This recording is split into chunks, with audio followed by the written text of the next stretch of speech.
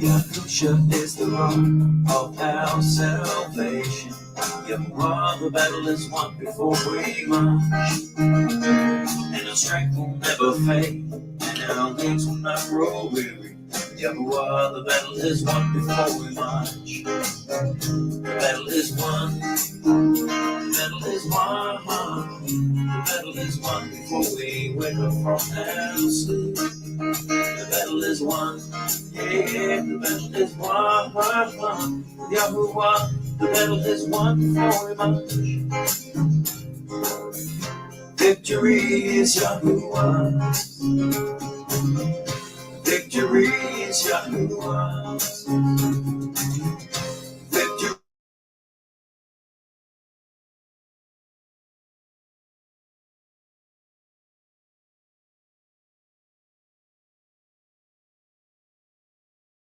The battle is won before we wake up from our sleep. The battle is won. Yeah, the battle is won. Yahuwah, the battle is won before we march.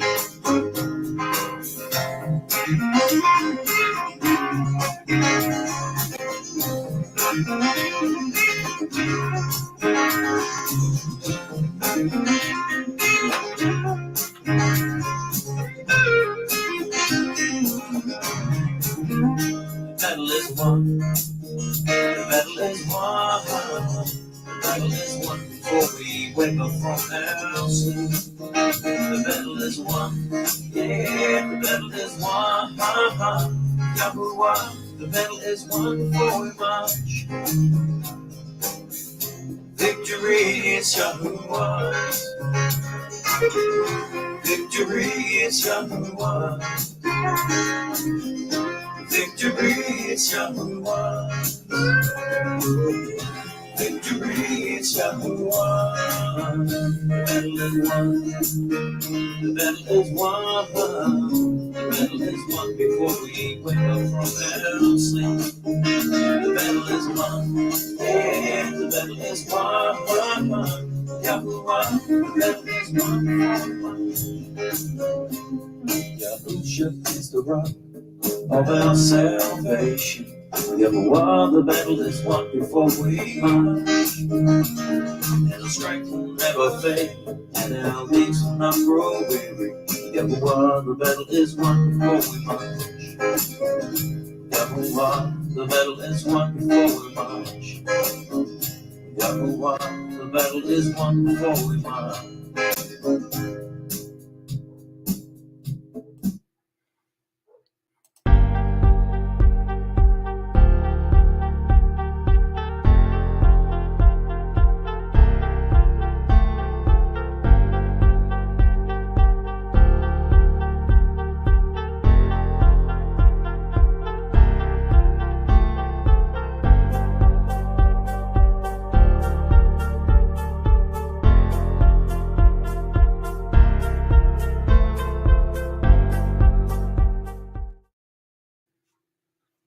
Hear, O Yisrael, Yahuwah our Elohim.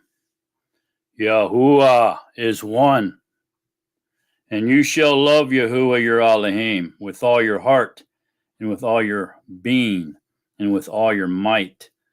And these words which I am commanding you today shall be in your heart, and you shall impress them upon your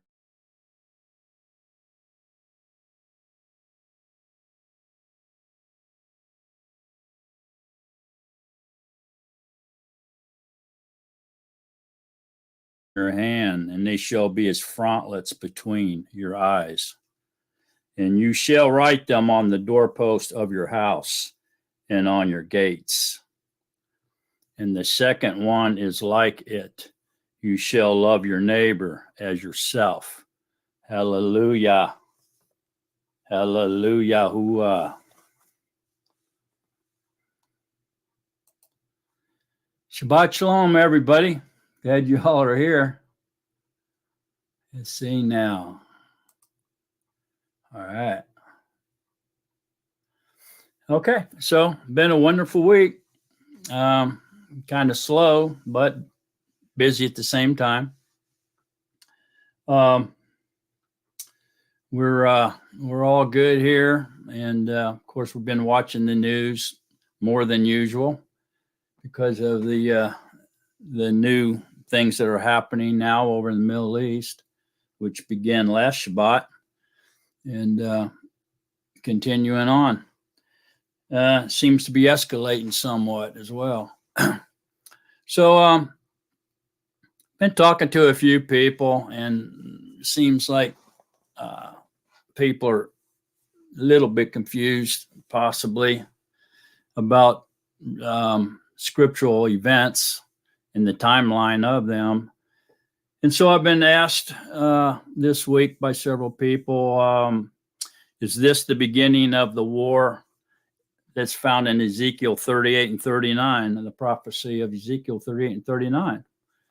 And so I thought we would go ahead and get into that a little bit, and then even investigate and research somewhat about World War III and the Battle of Armageddon while we're at it, and just see where we are and what seems to be going on here. I don't think it's too difficult, really, to decipher it. We just need to apply a little bit of common sense and pay close attention, read very carefully to certain PowerPoints within the passages that we're reading.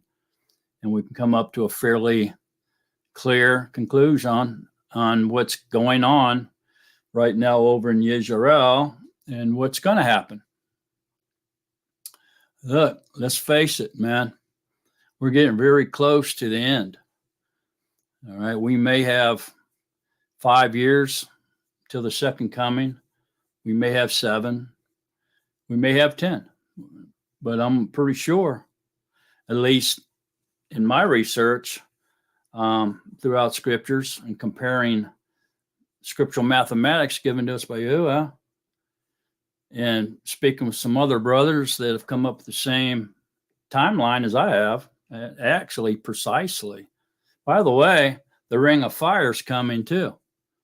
The full eclipse over the USA. So that's to be the second out of 3, and that's on. I believe that happens tomorrow, if I'm not mistaken. So yeah, with a few other people, we come up with the same dates I have, and so forth and so on.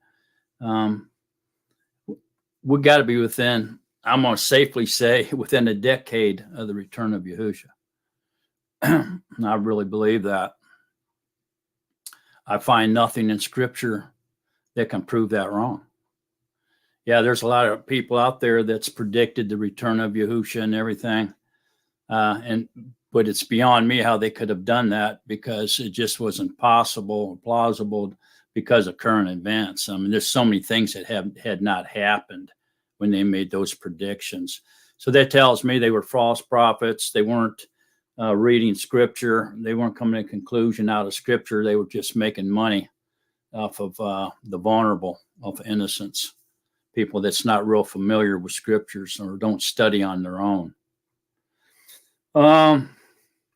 So this should be a pretty interesting subject if you like this kind of stuff. And I think by the end of it, we'll all be able to see fairly clearly what's going on and what's coming in the near future. So I thought we would talk about that a little bit this evening, study about it together to calm some nerves and make sure everybody's on the same page here. Okay. With that said, let me say hello to a few people and we're going to get started. Raul Koto, glad you're here, brother. Sandra Brunson, glad you're here, sister. Peggy Russell, glad you're here, sister. Mr. 3 Jobs, glad you're here, brother. Matthew 5:17-18. Glad you're here, brother. Kate Connell, glad you're here, sister. Dave Messenger, glad you're here, brother. Parable of the Tangents, glad you're here, brother. William Kinney, glad you're here, brother. In a little while, glad you're here. Ted Boyd, glad you're here, brother. Lou White, glad you're here, brother. Phyllis White, glad you're here, sister. Shelly, glad you're here, sister. Singing Bird, glad you're here, sister. All righty. There's people trickling in here, but we're going to go ahead and get started nevertheless here. Okay, so really glad to be with y'all this evening. It's always a pleasure to hang out with the beloved of Yahuwah. Okay, so in the last week or so, we all now know, I'm sure, that Hamas has attacked Israel in the southern end along the Gaza Strip there. They came out and did a bunch of horrible things, kidnapping, killing, and murdering, and, you know, unspeakable things. And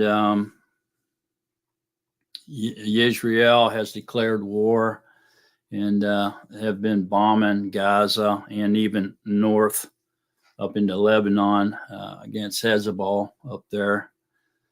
And so it's a war. And it seems like every day goes by, it seems to be escalating. And the whole world has put all eyes are on Israel. The entire world is focused on what's going to happen there. We have had North Korea has sent ammunitions and things to Russia and hoping to get some technology, war technology, sent to them in return. I briefly caught something about the Hebrew ambassador left China, which kind of was alarming. I didn't catch the whole rift of that, but it's nevertheless, that's not a good sign. And we know that Iran is backing these terrorists. And so there's action in Russia, Iran, and North Korea and China, which is not good. Okay, and so now the last I heard, Israel is exchanging fire with Hezbollah on the north border.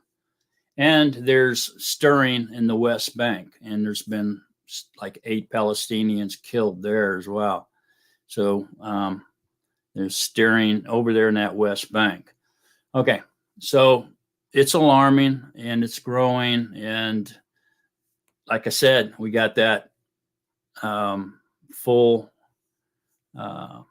eclipse of the sun coming, I think tomorrow, called the Ring of Fire, which is going to cross the U.S.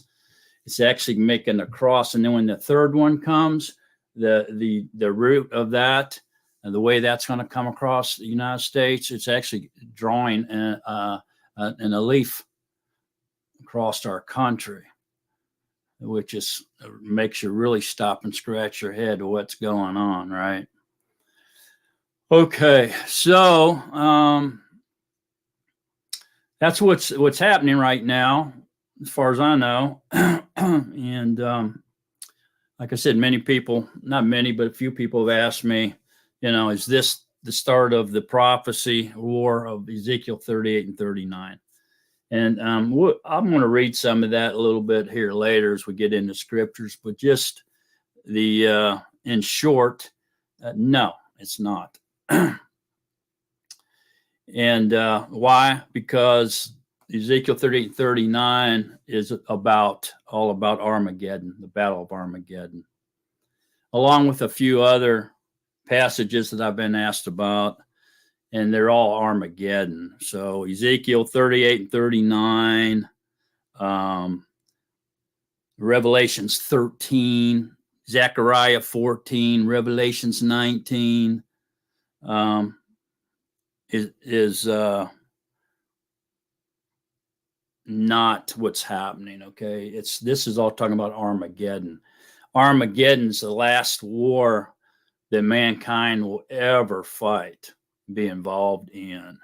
Okay, and a lot of things have to happen before Armageddon, so we know it's not Armageddon. Such as World War III has to happen. The anti-Mashiach has to be revealed. There's quite a few things really that has to take place before Armageddon. Armageddon's the last thing that's going to happen. At the end of Armageddon, it ushers in the return of Yahushua HaMashiach. At the back end of Armageddon, he returns. Okay, so no, it's not Armageddon. Is it beginning of World War III? It may be. It's a possibility. It could be that. Okay. We read about, and we're going to get into scripture here and confirm all this, but Revelations 9 speaks of World War III, and we'll get into it. So you can see that it's definitely not Armageddon, but possibly could be the beginning or the start of World War III. Okay, now it may not be the start of World War III. Okay, it may just be a trigger point. It may be something that happens prior to World War III. We just don't know right here at this very moment. But what we need to be looking for is the involvement of a certain group of nations coming into the scene there, into the stage, and getting involved, heavily involved. Okay, so then we know that yes, it's going to be World War III. And those nations are the ones that we just mentioned: Iran, Russia, China, North Korea. If they start getting heavily involved, as in sending troops and so forth and so on against Israel, or anything else, any other escalation, even if Russia and Ukraine gets involved heavily, then we could almost rightfully assume that it is the beginning of World War III, such as, and Yahuwah forbid, they say Russia would drop a nuclear bomb on Ukraine and then attack the Balkans or march straight through into Europe. You know, any kind of weird thing like that, we can assume World War III has started. So there's also a peace treaty that's mentioned in scriptures as well. It's made between the anti-Mashiach and Israel. But scripture really doesn't tell us if this peace agreement or treaty, whatever you want to call it, comes before World War III or after World War III. We simply do not really know. Scripture doesn't specify that. It just says that there'll be a World War III and there will be a peace agreement or a peace treaty between the anti-Mashiach and Israel. And basically what that is they call it the confirmation of the covenant, which means the anti-Mashiach is going to confirm that Israel has the right to the promised land given to them by Yahuwah. And that's what's going to be the peace treaty, the confirmation of the covenant. If Israel goes into Lebanon or even starts bombing Iran, or if they go into the West Bank, say they go into Gaza and take it over quickly and then turn around and head to the West Bank and surround the West Bank and move in there and up north into Lebanon, anything like that starts happening, it could be very well the start of World War III. If it's all contained and kept in Israel and doesn't escalate outside of Israel and Gaza there, then it may may be a hiccup. But nevertheless, it's a very serious matter. It's something we need to watch. But what I want to say here before we get a little bit deeper into this is that for the Nazarene, this is exciting due to the angle that it's going to it's let us know that the return of the King is quickly approaching, and that's exciting for us if it does turn out to be World War III. The bad thing is World War III is going to be devastation like we've never seen. It could lead in, it definitely, if it is, will usher in the anti-Mashiach on the back end of it, and go into the tribulation years and climaxing with Armageddon and the return of Yahushua. So the thing for the Nazarene is do not get rattled over all this. We're fully aware of this. Scripture lets us know that this is going to happen. And so we shouldn't get rattled. We shouldn't run around like a chicken with our head cut off or run around and the sky's falling. We know what's coming. It's no surprise. And us knowing that we're nearing the end should bring us some sort of joy, although there's going to be a lot of suffering, and the death and the conquest and the wars and the famine and death and all that's coming with it. It was nothing to be excited about or be joyful over, for sure. But don't get rattled and just continue to bring the Basora of Yahushua to people. That's our job during all this mess that's coming. And we got to remember to stay the course. Remember, we must endure to the end. Those who endure to the end shall be delivered. So don't get rattled, Nazarene. Do your job. Stay calm and collective and spread the Basora of Yahushua to the end. Okay, so there is now another thing that could be happening here, and it's found in Psalms 83 and some other different books in Scripture that points to, I want to say, the destruction of the Philistines. And this may be what's going on. Now, keep in mind that Israel and the Philistines have been enemies for a long, long time. Okay, remember, it was the Israelites on top and on the mountains on one side of a valley, and the Philistines were on the mountain on the other side, the opposite side of the valley, and their hero was Goliath, the giant, who had children, and there was 4 giants, Goliath and 3 sons, and they were killed by King. He was killed by King Daud, who was a boy at the time, but he was a Philistine. Okay, and he was from Gaza. I mean, not Gaza. He was from Gath, Gath. And so he was a Philistine. And then going back to Samson, he was going in to Gaza area, or what they call Ezah, which is Gaza. And Samson died in Gaza City when they had blinded him, taken him in there, and he was in that arena, and he pushed down the columns on both sides and brought down the column on top of the Philistines.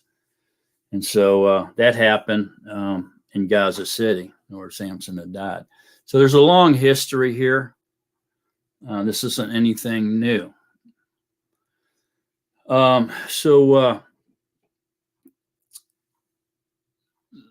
There's this prophecy that, to me, sounds like it's prophesying the destruction or the annihilation, if you will, of the Philistinian people, the Philistines.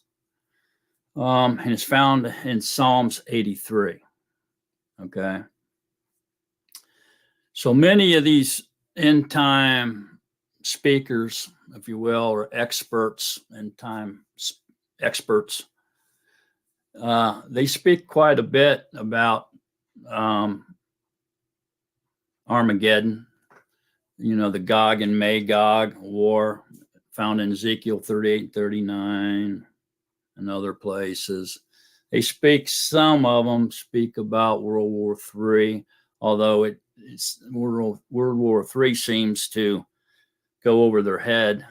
Some of them, they seem to blend World War III and Armageddon together like it's the same war. And I can see why they do that in certain passages, but rest assured they are not the same war.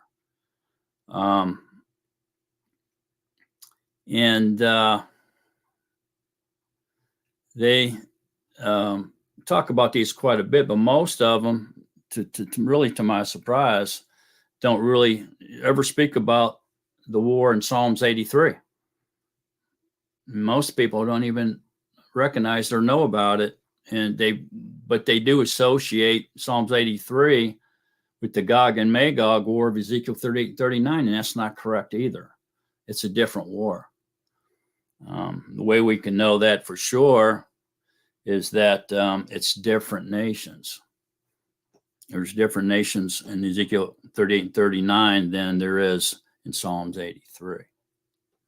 So we want to speak about that a little bit, because that could be also a possibility. What's happening here today in Israel is the prophesied war of Psalms 83. Like I said, is a good possibility, depending on how this escalates and the involvement of Yahuwah's enemies surrounding Israel, how it escalates could be the beginning of World War III as well. So we'll have to keep an eye on that. But let's get into this here now a little bit deeper. And let's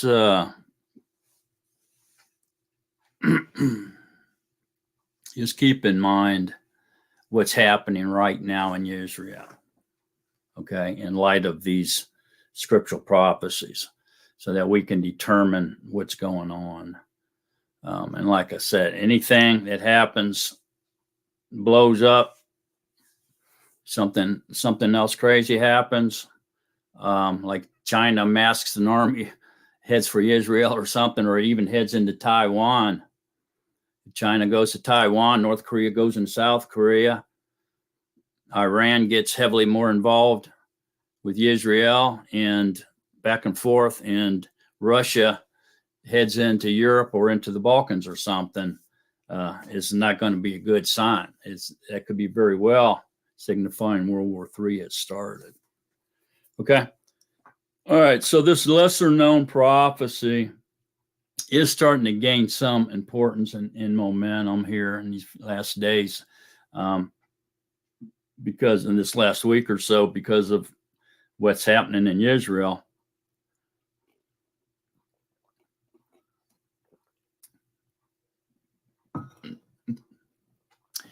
But this is a different coalition or confederacy, an alliance that is bent on wiping out Israel, just like the rest of the wars. It's what it's all about. They want to wipe out Israel. It's what World War III is about. It's what Armageddon's about. And it's what Psalms 83 war is all about. The attempts to wipe out Israel. So this Psalms 83 does seem to be addressing these exact current issues in the Middle East, involving these nations and cities and so forth and so on, that's conspiring to destroy Israel. The Psalms 83 was written by a seer or a prophet, if you will, that lived during a peacetime. Israel was at peace, and he prophesied about this war at a time of peace, and way back.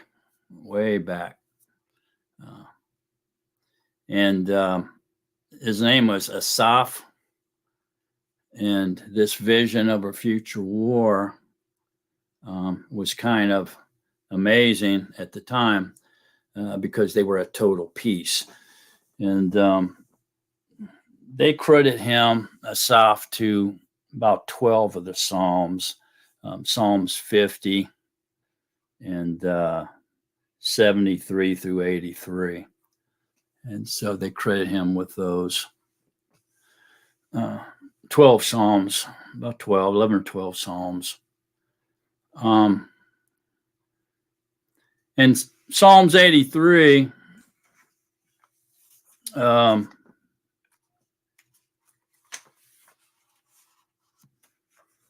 1 and 2 says, Elohim, do not remain silent. Do not be speechless, and do not be still, all. For look, your enemies make an uproar, and those hating you have lifted up their heads. Okay, so that's interesting. See how your enemies growl, enemies make an uproar, and those hating you have lifted up their heads. Okay, so started out seeing that he's being a prophet here. He's predicting now, prophesying about an upcoming war. It was definitely not in his time because he was living in a time of peace. So saying Psalms 83, some people see it more as a prayer or a petition or plea to Elohim for vengeance on Israel's enemies. But one thing I want you to see here is that it reveals, we read down through here, it's going to reveal a 10-member alliance or confederacy that wants to destroy Yahuwah's chosen people and possess the promised land. Okay, so it's seems to be predicting or pointing to an event rather than a broad general spectrum of Israel's enemies. Okay, you'll see that as we read down through there. But this psalm, like I said, not written in wartime, but in a time of peace, about 3,000 years ago.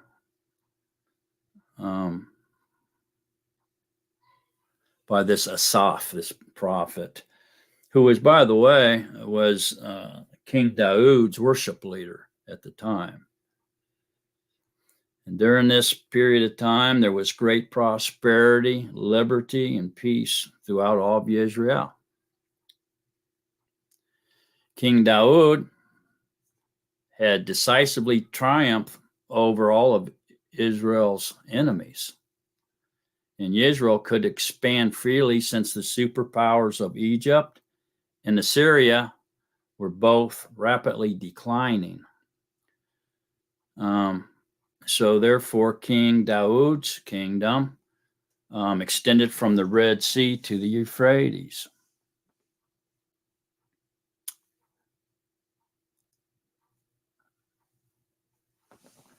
So this prophet, Asaph, that wrote Psalms 83, was not just a prophet, but also a worshiper of Yahuwah. He was a Yehudah. Now we can read just a little bit about him. In case you haven't heard about him, in 2 Chronicles 29:30. And it says, and Sovereign Quilyahu and the rulers ordered the Levites to sing praise to Yahuwah with the words of Daud and of Asaph, the seer. And they sang praises with gladness, and they bowed their heads and worshiped. So there you go. So there he is, right there with King Daud. You can read 2 Chronicles 29 fully if you'd like to know more about him. But for our study, that should be sufficient. You can see he's in scriptures. Okay, so as being a seer or a prophet, seer, prophet, same thing, Asaph saw beyond this period of time of peace and prosperity, okay, to a time when this confederacy, this alliance, would seek to destroy Israel. And that time seems to be now. This may be the time that he saw, or at least it's nearing that time. So we continue on in 3. It says, they craftily plot against your people and conspire against your treasured ones. They have said, come and let us wipe them out as a nation, and let the name of Yisrael be remembered no more. So how does that sound familiar? We hear it all the time. Iran says those exact words all the time. And so do all of Islam, really, and the Philistines, especially Hamas and Hezbollah, all the time. Those exact words. Let's see it, read it again. They have said, come and let us wipe them out as a nation, and let the name of Israel be remembered no more. Okay, so this seems to be possibly what's going on right now. I mean, it definitely seems to be in our lifetime, in our era. Does it not? And sure it does. So even though this prophet's vision was received by Yahuwah in a time of peace, it must have still been cause for some concern, since many that were named in this confederacy had previously demonstrated their hatred toward Yahuwah before the time of peace. So, of course, today, the Jew, with this coalition, if you will, or alliance conspiring against Israel, even today, would not be considered nothing new or a new thing. There's a lot of history here, from the Philistines to the German Nazis. The Israelite people have been plotted against, as this suggests. In verse 3, they craftily plot against your people and conspire against your treasured ones.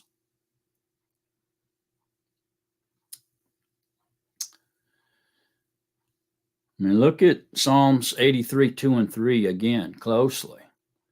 See how your enemies growl, how your foes rear their heads. With cunning, they conspire against your people. They plot against those you cherish. That's a different translation, but you can see it's saying the same thing.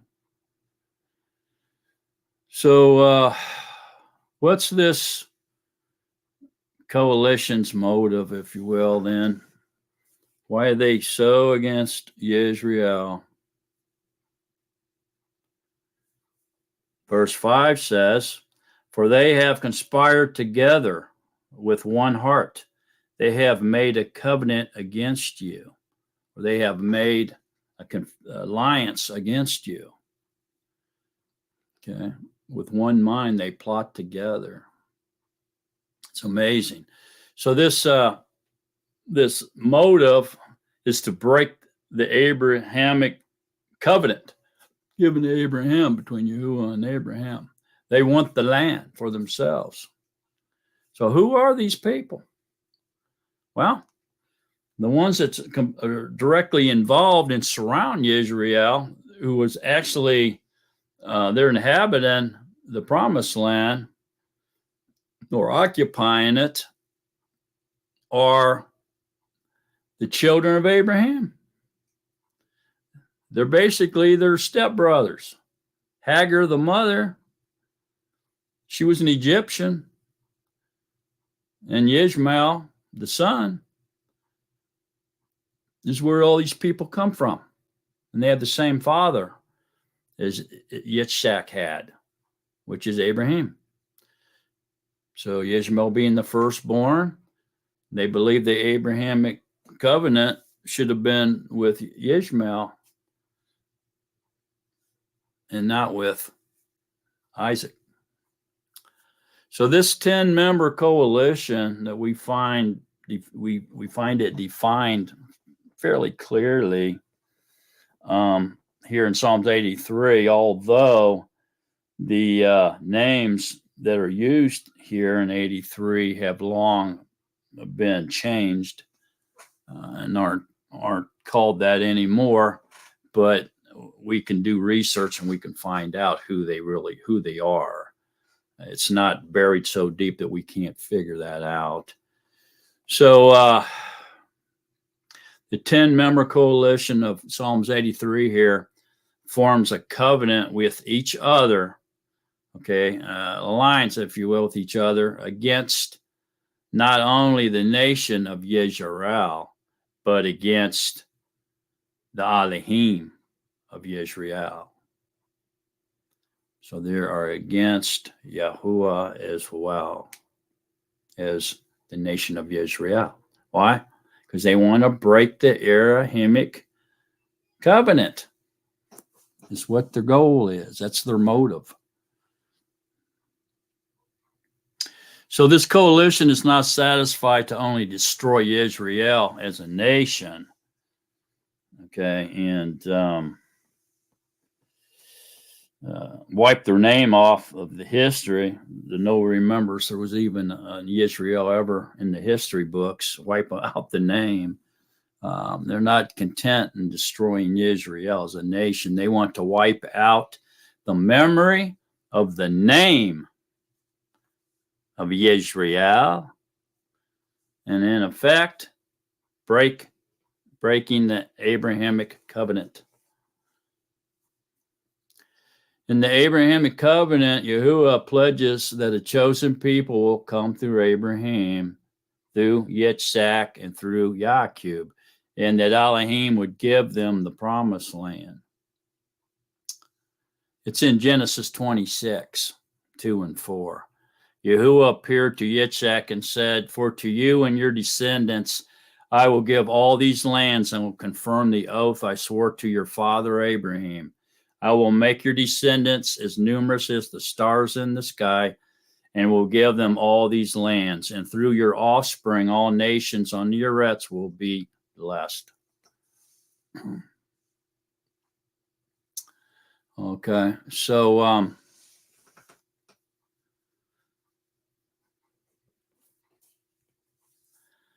if you really think about it,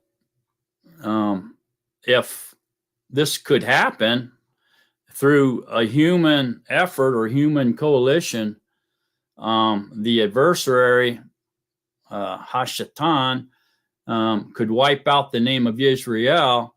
That would effectively also make the Elohim of Israel look powerless and a liar in the face of the entire world. So Hashatan would like nothing better than to deface Yahuwah and make his word worth nothing. But we all know that Yahuwah has placed his word and his name above all. So Hashatan is not going to accomplish that, although he has human followers of his, they are earnestly trying to do it.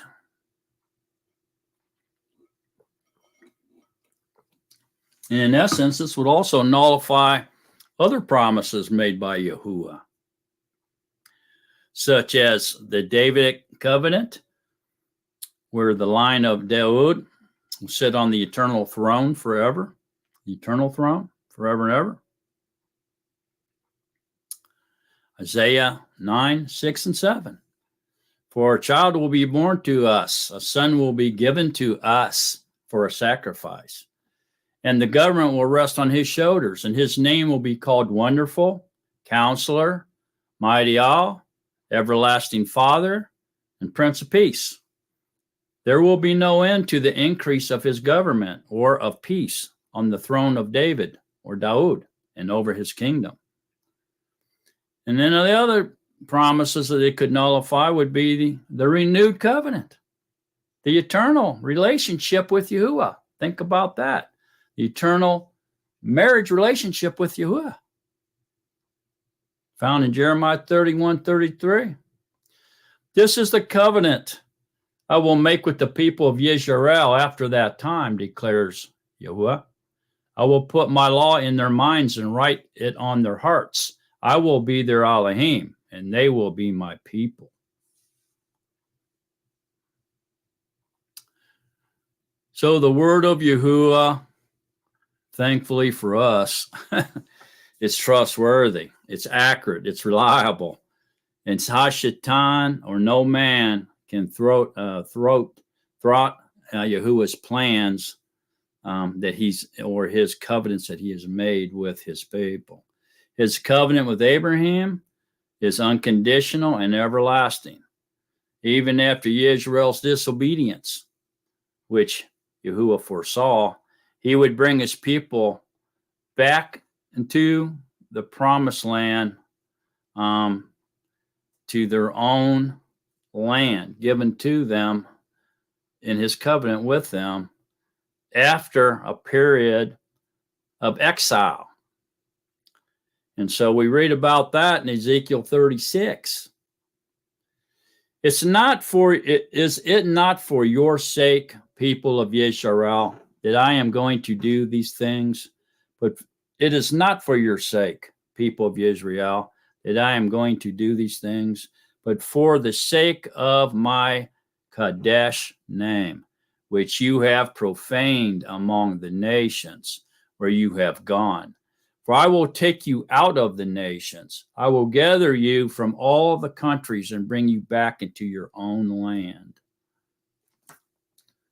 So Yahuwah seems to be, Yahuwah has been fulfilling this prophecies and these other prophecies, much to the dismay of those seeking to wipe out the very memory and name of Yisrael, his chosen. Okay, so let's talk a little bit about this, this 10-minute. Hang on a second.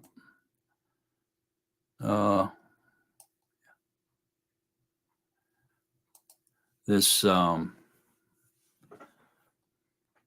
10 nation. I'm going to try to screen share with you if I can.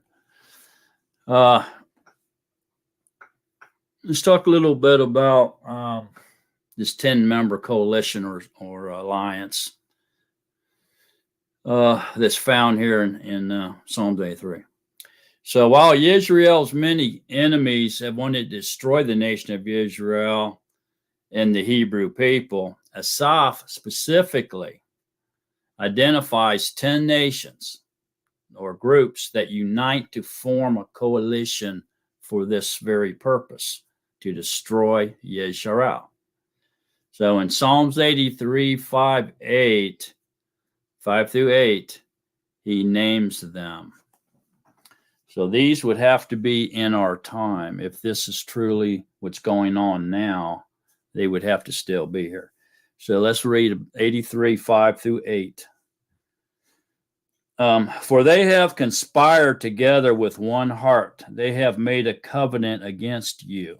The tents of Edom and the Yishmaelites, Moab, and the Hagarites, Gebal, and Ammon, and Amalek, Philistines with the inhabitants of Zor.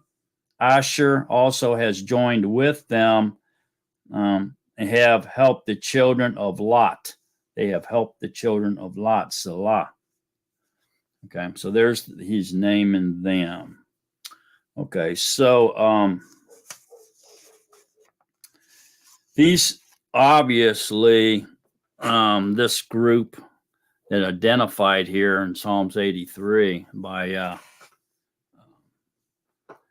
this prophet are no longer identifiable by these ancient names at the time of this writing. Okay.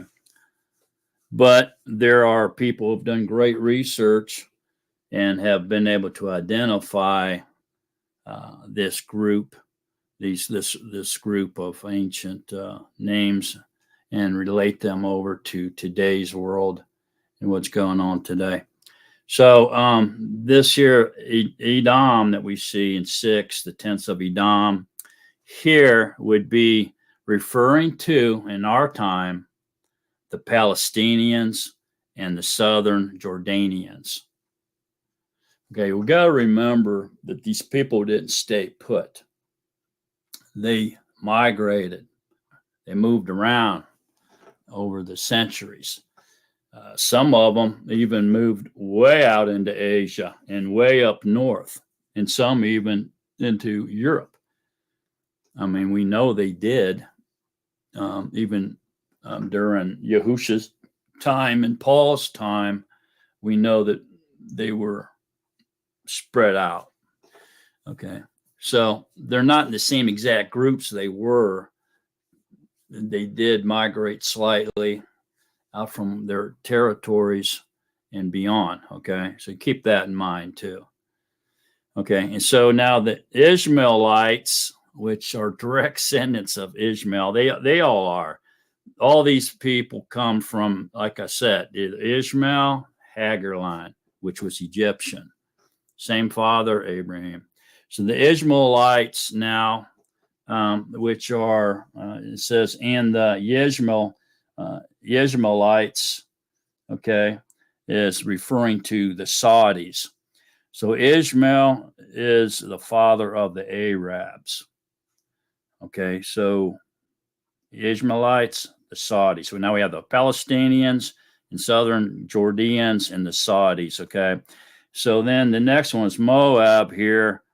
And so in current times, Moab is the Palestinians and the central Jordanians. Okay. Is there Palestinians in other countries? Yes, there is. They're in the West Bank, they're in the Gaza, but they're also in other countries as well. Okay. So the Hagarites, the next one, and the Hagarites, Hagar, the mother of Ishmael. Okay. The Hagarites are Egyptians. Okay. Hagar is an Egyptian matriarch, even today. So the Hagarites are the Egyptians. Gebal here would be Byblos. Okay, and these are the Hezbollah and the northern Lebanese. Byblos. It's where they get the name Bible from. It's a seaport. It's on the sea coast, northern, up on north. Okay, and then the next one, the Ammons. The Ammons are Philistinians and northern Jordanians. And then the Amalek are Arabs of the Sinai area.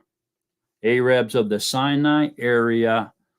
And then the Philistine or the Philistia or Hamas that is in the Gaza Strip, where Israel is going into right now.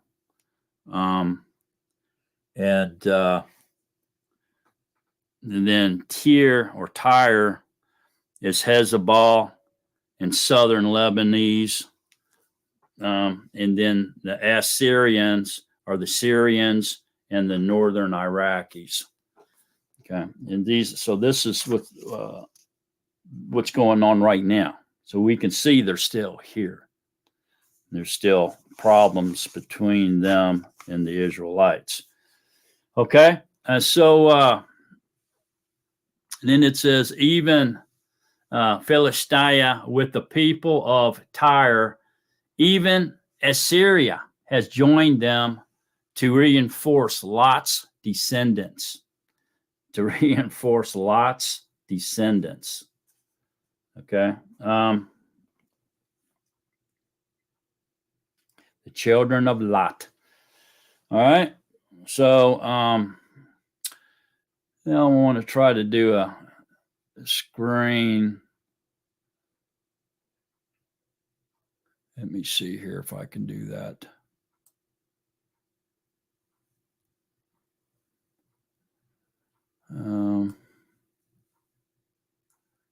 I might not be able to.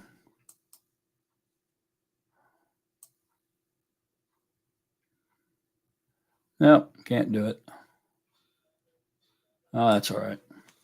Okay, I was just going to show you a map, but I think you see that you get the gist of it.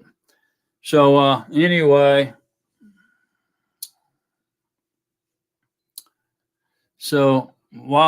although these groups are no longer identifiable by these ancient names in Scripture here, we still get a good idea.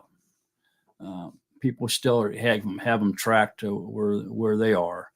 Okay, and that's what we just read.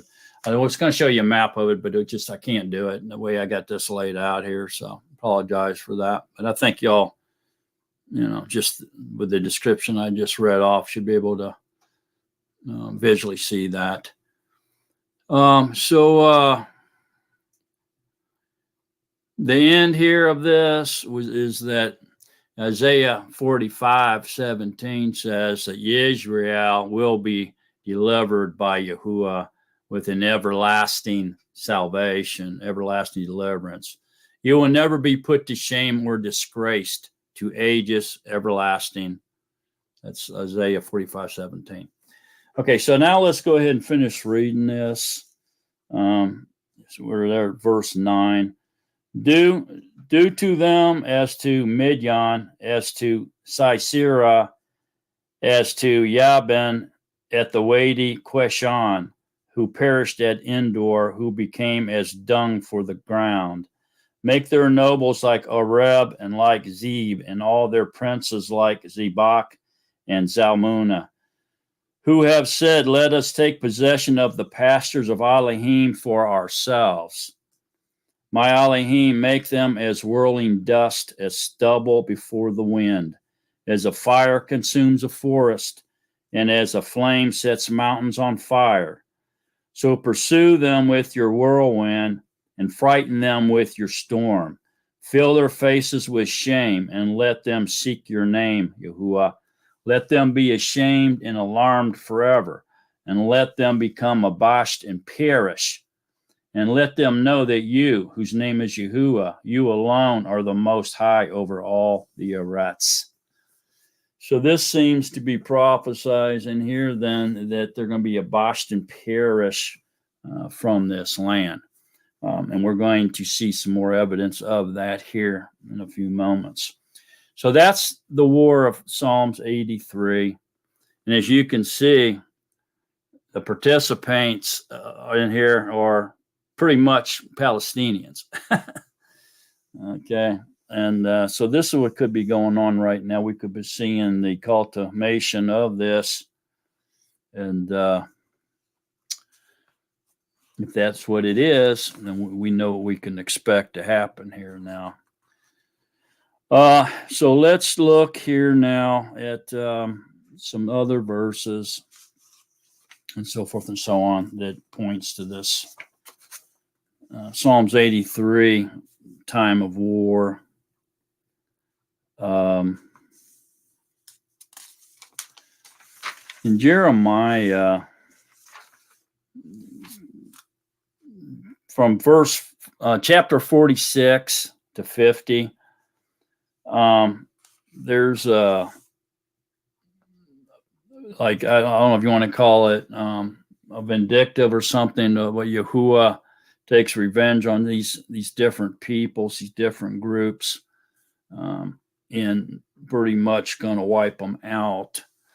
And so when we get down to over to chapter 47, like I said, if you want to read it, go for it. It's like from Jeremiah 45 to 50, especially 46 through 49. But I just want to, let me see.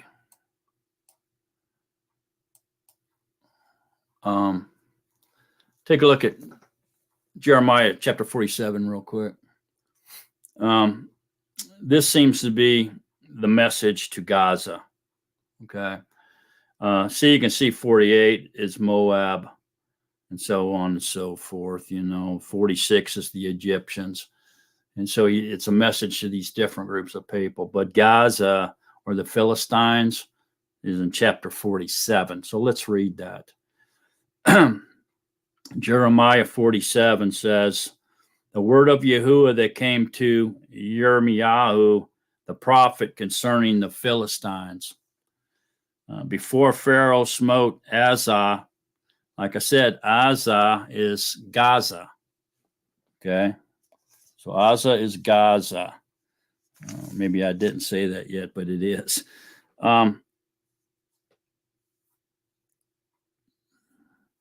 So smote Azah, which would be Gaza. Okay. Thus said Yahuwah, see, Mayim are rising out of the north. Okay, so here, this isn't speaking of a tidal wave coming or a flood. Okay, this is speaking of nations when it says Mayim. This is metaphoric. Okay, so see, Mayim are rising out of the north. So that would be Lebanon, Syria, up in that area, and shall be an overflowing flood. And they shall overflow the land and all that is in it, the city and those who dwell within. And men shall cry, and all the inhabitants of the land shall wail at the noise of the stamping hooves of his strong horses, at the rushing of his chariots, at the rumbling of his wheels. The fathers shall not look at their children because of weakness of hands, because of the Yam that shall come to ravage all the Philistines, to cut off from Zor and Zidon every helper that survives. For Yahuwah is ravaging the Philistines, the remnant of the isle of Caphator. Baldness shall come upon Azah, or Gaza. Ashkelon shall be cut off with the remnant of their valley. Till when would you cut yourself? So Ashkelon is a Philistine city. Okay. O you sword of Yahuwah, how long till you rest? Put yourself up into your sheath, rest and be still. How shall it rest when Yahuwah has given it a command? Against Ashkelon and against the seashore, there he has appointed it. Okay, so like I said, Aquilon is a city of the Philistines, and of course, the Philistines are on the seashore down there in the Gaza. Gaza used to be longer than it is now. And now it's I think it's only 25 miles long right now, maybe 10 miles wide. It's not very big. So this seems to be applying that, there's some heavy duty stuff being prophesied against the Philistines here. Okay. Some might say, well, that was back then or something, but that could apply to today as well, especially if we look at that with Psalms 83 prophecy. All right. So now let's look at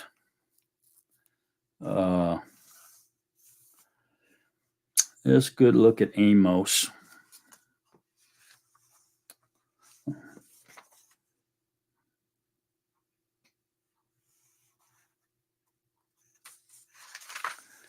Okay, so Amos, number 1, chapter 1, 6 through 8. Amos, chapter 1, 6 through 8. It's on page 605 in this book I've got here. Okay, so it says, thus said Yahuwah, for 3 transgressions of Gaza, which is Gaza, Gaza Strip, Gaza, and for 4, I do not turn it back, because they took into exile, an entire exile, to surrender it to Edom, which is the Palestinians and the southern Jordanians.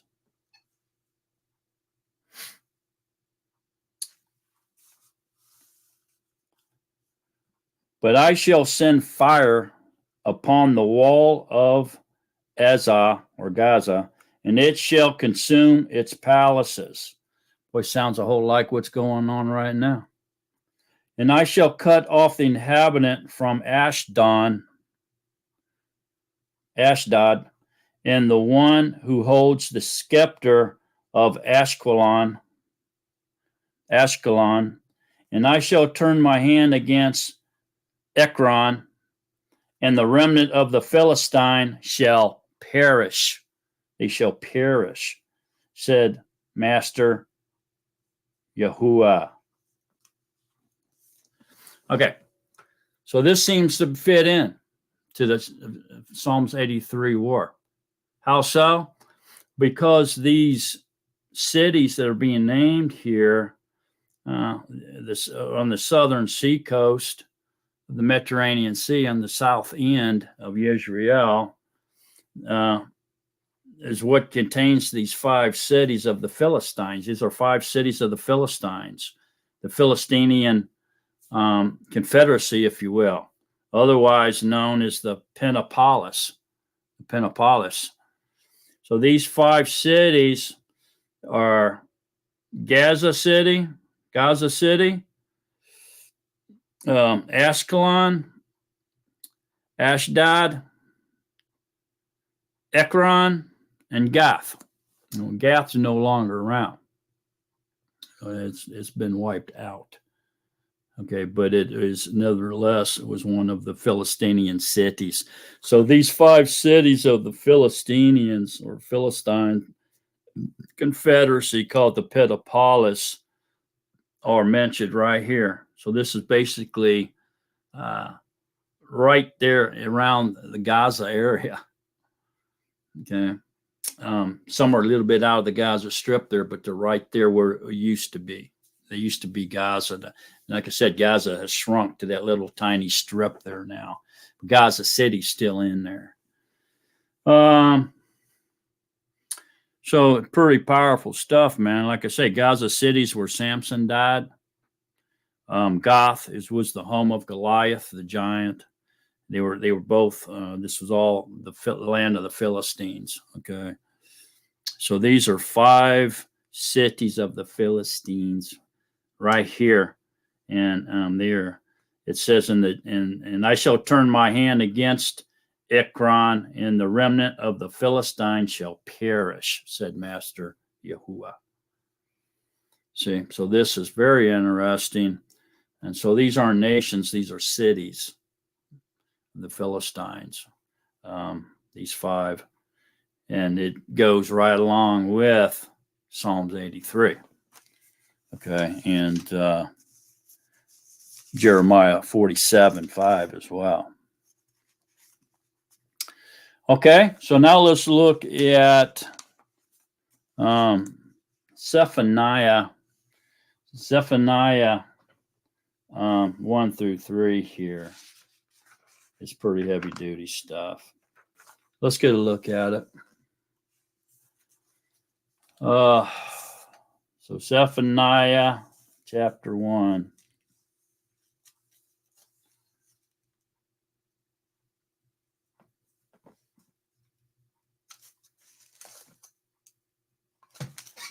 Okay. The word of Yahuwah, which came to Zephaniah, son of Cushi, son of Gidaltiel, Gedaliah, son of Amariah, son of Kizquiah, in the Yamam of Yashiyahu, son of Ammon, sovereign of Yehuda. I shall snatch away all from the face of the Eretz, declares Yahuwah. I snatch away men and beast. I snatch away the birds of the Shemayim and the fish of the sea and the stumbling blocks with the wrong. When I shall cut off man from the face of the Eretz, declares Yahuwah. And I shall stretch out my hand against Yehuda and against all the inhabitants of Jerusalem, and cut off every trace of Baal from this place, the names of the Comerim with the Kohanim, and those bowing down to the host of the Shemayim on the housetops, and those bowing themselves, swearing by Yahuwah and swearing by Malcolm, and those who turn away from following Yahuwah and who have not sought Yahuwah or inquired of him. Hush in the presence of the Master Yahuwah, for the Yom of Yahuwah is near. For Yahuwah has prepared a slaughter. He has set apart his invited ones. And it shall be in the Yom of the slaughter of Yahuwah that I shall punish the rulers and the sons of the sovereign and all such as are clad in foreign garments. Wow. Clad in foreign garments.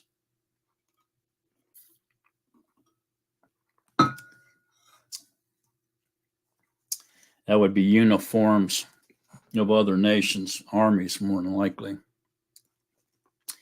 I shall punish on that Yom all who leap over the threshold, who fill their masters' houses with violence and deceit. And on that Yom there shall be, declares Yahuwah, the sound of a cry from the fish gate, and of a howling from the second quarter, and of a great crashing from the hills. Howl, you inhabitants of Maktesh, for all the merchant people shall be silenced, and all those weighing out silver shall be cut off. And at that time it shall be that I search Jerusalem with lamps, and punish the men who are settled on their dregs, who say in their heart, Yahuwah does no good, nor does he evil. And their wealth shall become plunder, and their houses laid waste. And they shall build houses, but not inhabit them, and they shall plant vineyards, but not drink their wine. Near is the great Yom of Yahuwah, near and hurrying greatly, the noise of the Yom of Yahuwah. Let the mighty man then barely cry out. The Yom is a Yom of wrath, a Yom of distress and trouble, a Yom of waste and ruin, a Yom of darkness and gloom, a Yom of clouds and thick darkness, a Yom of ram's horn and alarm against the walled cities and against the corner towers.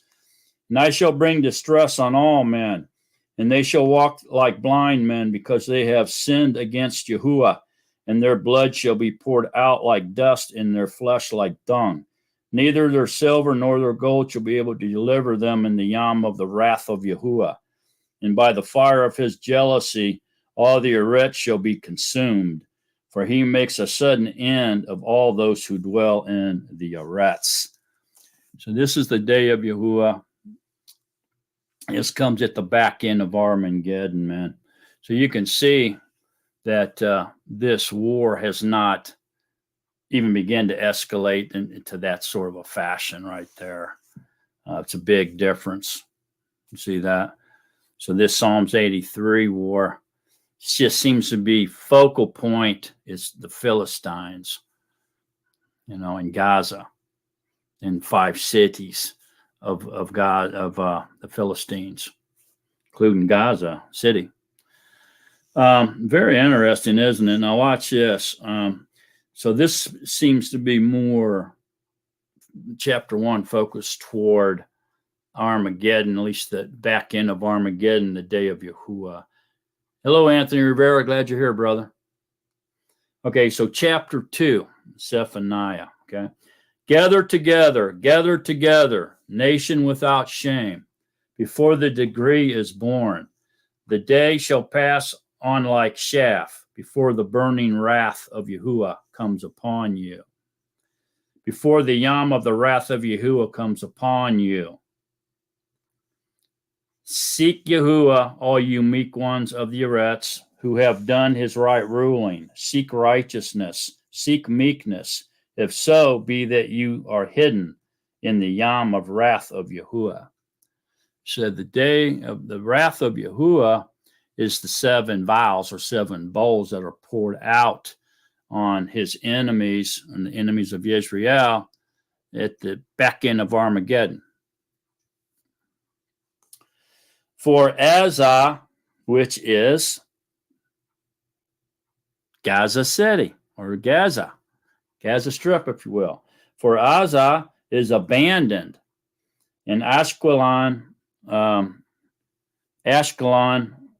laid waste. Ashdod is driven out at noonday, and Ekron is uprooted. Woe to the inhabitants of the sea coast, the nation of the Kerinthites. So this right here, again, is talking about the 5 cities of the Philistines. You see that? And it's saying that they're laid waste, driven out at noon, uprooted, abandoned. What's happening right now? They're being abandoned. They're being uprooted from their homes, telling over 1 million people, get out of northern Gaza. They're being uprooted. They're being driven out. The city's going to lay waste. So this is amazing, isn't it? This goes right along with Psalms 83. You see what I'm saying now? So there's different wars. So this may not necessarily what's going on be beginning of World War III. It could just be the fulfillment of the Psalms 83 war that was prophesied 3,000 years ago.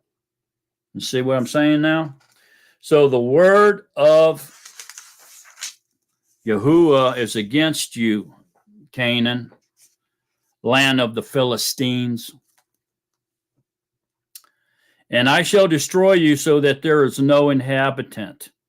Isn't that amazing? There's no inhabitant, man. If this is the war of Psalms 83, which I'm pretty sure it is, the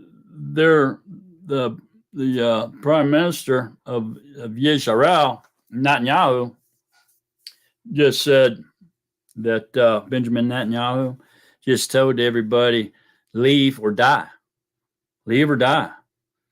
And listen to this. And I shall destroy you, land of the Philistines, and I shall destroy you so that there is no inhabitant.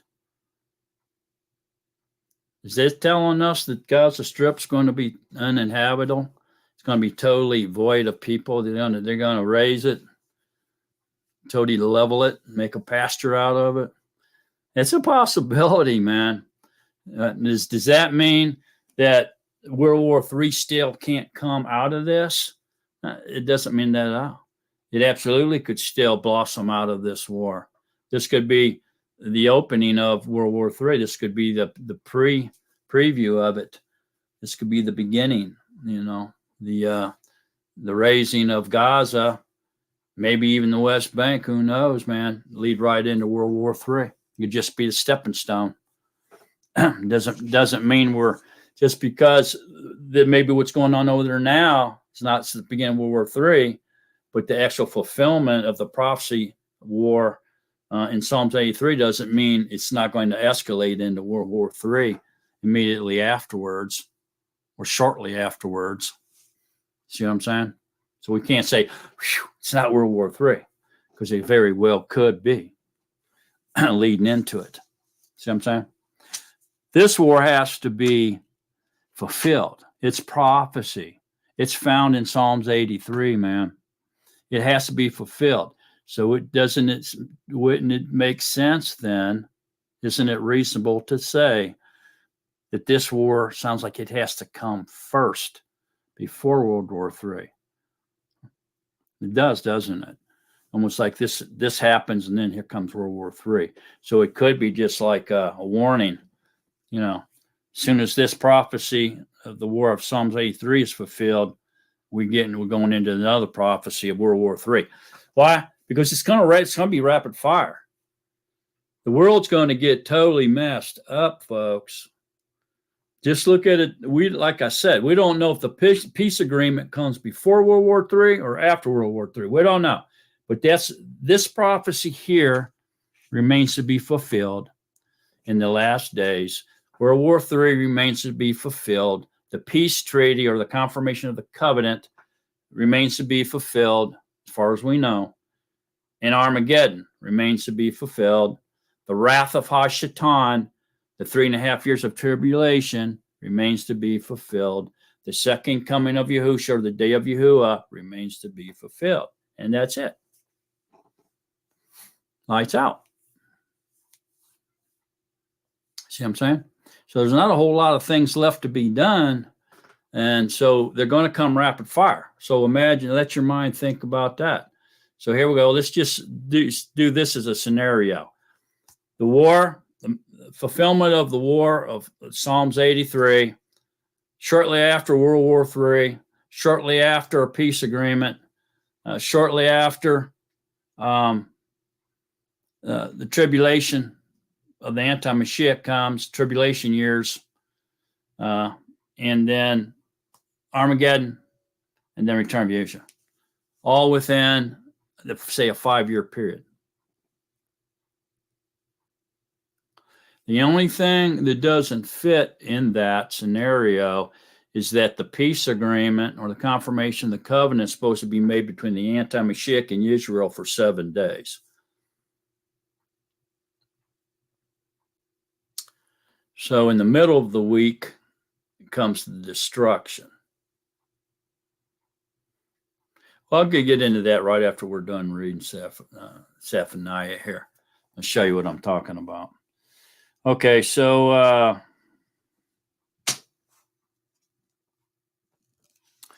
that's an amazing thought. And I shall destroy you so that there is no inhabitant. Leave or die, right? You got 24 hours. Leave or die. We want to kill everything that moves when we come through here. And the sea coast shall be pastures. And I'm on verse 6 now. And the sea coast shall be pastures. It sounds like they're going to level Gaza, man. Shepherds, meadows, and enclosures for flocks. And the coast shall be for the remnant of the house of Yehudah. They shall feed their flocks on it. At evening they lie down in the houses of Ashkelon. For Yahuwah, their Elohim, shall visit them and turn back their captivity. I have heard the reproach of Moab and the rivalings. What's Moab? The Palestinians and Central Jordians. I have heard the reproach of Moab and the revilings of the children of Ammon. Ammon is the Palestinians and Northern Jordanians, with which they have reproached my people and exalted themselves against their border. Listen to that. With which they have reproached my people and exalted themselves against their border. That's what they did. They exalted themselves. They come across that border, man. Parachuting, motorcycles, vehicles, come across there, beat people up, killed people, beheaded people, raped them, took them hostage, back into Gaza.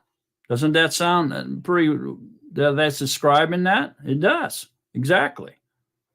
Therefore, as I live, declares Yahuwah Zaboeth, the Elohim of Yesharel, Moab shall be like Sodom, and the children of Ammon like Amorah, a possession for weeds and a pit of salt, and a waste forever.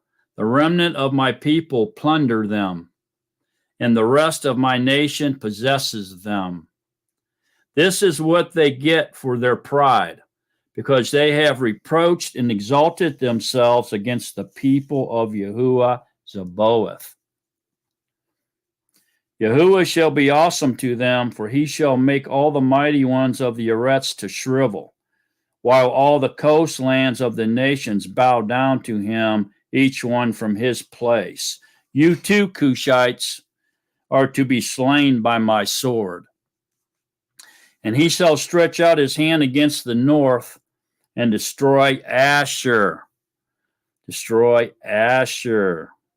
And make Ninua a waste, as dry as a wilderness. And flocks shall lie down in the mist. That sounds an awful a lot like Lebanon there, folks.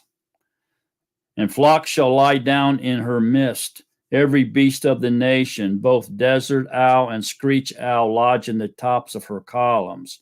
A voice singing at the window. Ruin be at the threshold, for the cedar work is exposed. This is the exultant city that is dwelling in safety. That said in her heart, I am it, and there is none but me. How has she become a waste, a place for beasts to lie down? Everyone who passes by her whistles and shakes his fist. Okay, so that sounds like it was ending up in Lebanon to me. I'm not positive on that, but it's kind of it's what it sounds like to me. So let's read that last chapter, and then I want to go into talk a little bit more about the confirmation of the covenant with you. Woe to her who is rebellious and defiled, the oppressing city. She did not obey the voice. She did not accept instruction. She did not trust in Yahuwah. She did not draw near to her Elohim. Her rulers in her midst are roaring lions. Her judges are evening wolves. They shall leave no bone until morning. Her prophets are reckless, treacherous men. Her priests have profaned the Kadesh place. They have done violence to the Torah. Yahuwah is righteous in her midst. He does no unrighteousness. Morning by morning he brings his right ruling to light. It has not been lacking, yet the unrighteous one knows no shame. I have cut off nations. Their corner towers are in ruins. I have made their streets deserted, and no one passing by. Their cities are destroyed without man, without inhabitant. I have said, only fear me, accept instruction, and her dwelling would not be cut off, all that I have appointed for her. But they rose up early. They corrupted all their deeds. Therefore, wait for me, declares Yahuwah, until the Yom I rise up for plunder. For my decision is to gather nations, to assemble reigns, to pour out on them my rage, all my burning wrath. For by the fire of my jealousy, all the Eretz shall be consumed. Now, this seems to be going back into the day of Yahuwah. For then I shall turn to the peoples a clean lip. That's Hebrew. So that they all call on the name of Yahuwah to serve him with one shoulder. From beyond the rivers of Cush, my worshipers, the daughter of my dispersed ones, shall bring my offering. This sounds an awful lot like the second Exodus taking place here. In that Yom you shall not be put to shame for any of your deeds in which you have transgressed against me. For then I shall remove from your midst your proud exalting ones, and you shall no more be haughty in my set apart mountain. But I shall leave your midst an oppressed and poor people. I shall leave in your midst an oppressed and poor people, and they shall trust in the name of Yahuwah. The remnant of Yisrael shall do no unrighteousness and speak no falsehood, nor is a tongue of deceit found in their mouth. For they shall feed their flocks and lie down, with none to frighten them. Shout for joy, O daughter of Zion. Shout, O Yisrael. Be glad and rejoice with all your heart, O daughter of Jerusalem. Yahuwah has turned aside your judgments. He has faced your enemy. The sovereign of Yisrael, Yahuwah, is in your midst. No longer need you fear evil. In that yom it shall be said to Jerusalem, do not fear. Zion, do not let your hands be weak. Yahuwah your Elohim in your midst is mighty to save. He rejoices over you with joy. He is silent in his love. He rejoices over you with singing. This is the millennium reign now. I shall gather those who grieve about the appointed place, who are among you, to whom its reproach is a burden. See, I am dealing with all those afflicting you at that time, and I shall save the lame and gather those who are cast out. And I shall give them for a praise and for a name in all the arets where they were put to shame. At that time I shall bring you in, even at the time I gather you. For I shall give you for a name and for a praise among all the peoples of the arets, when I turn back your captivity before your eyes, says Yahuwah. So this is very powerful stuff here, right? So this is really going, really speaking of, you can see how rapidly things are going to transpire in the end times, in the tribulation years. It's going to transpire very quickly. So Psalms 83, World War III, peace agreement, wrath of Hashatan,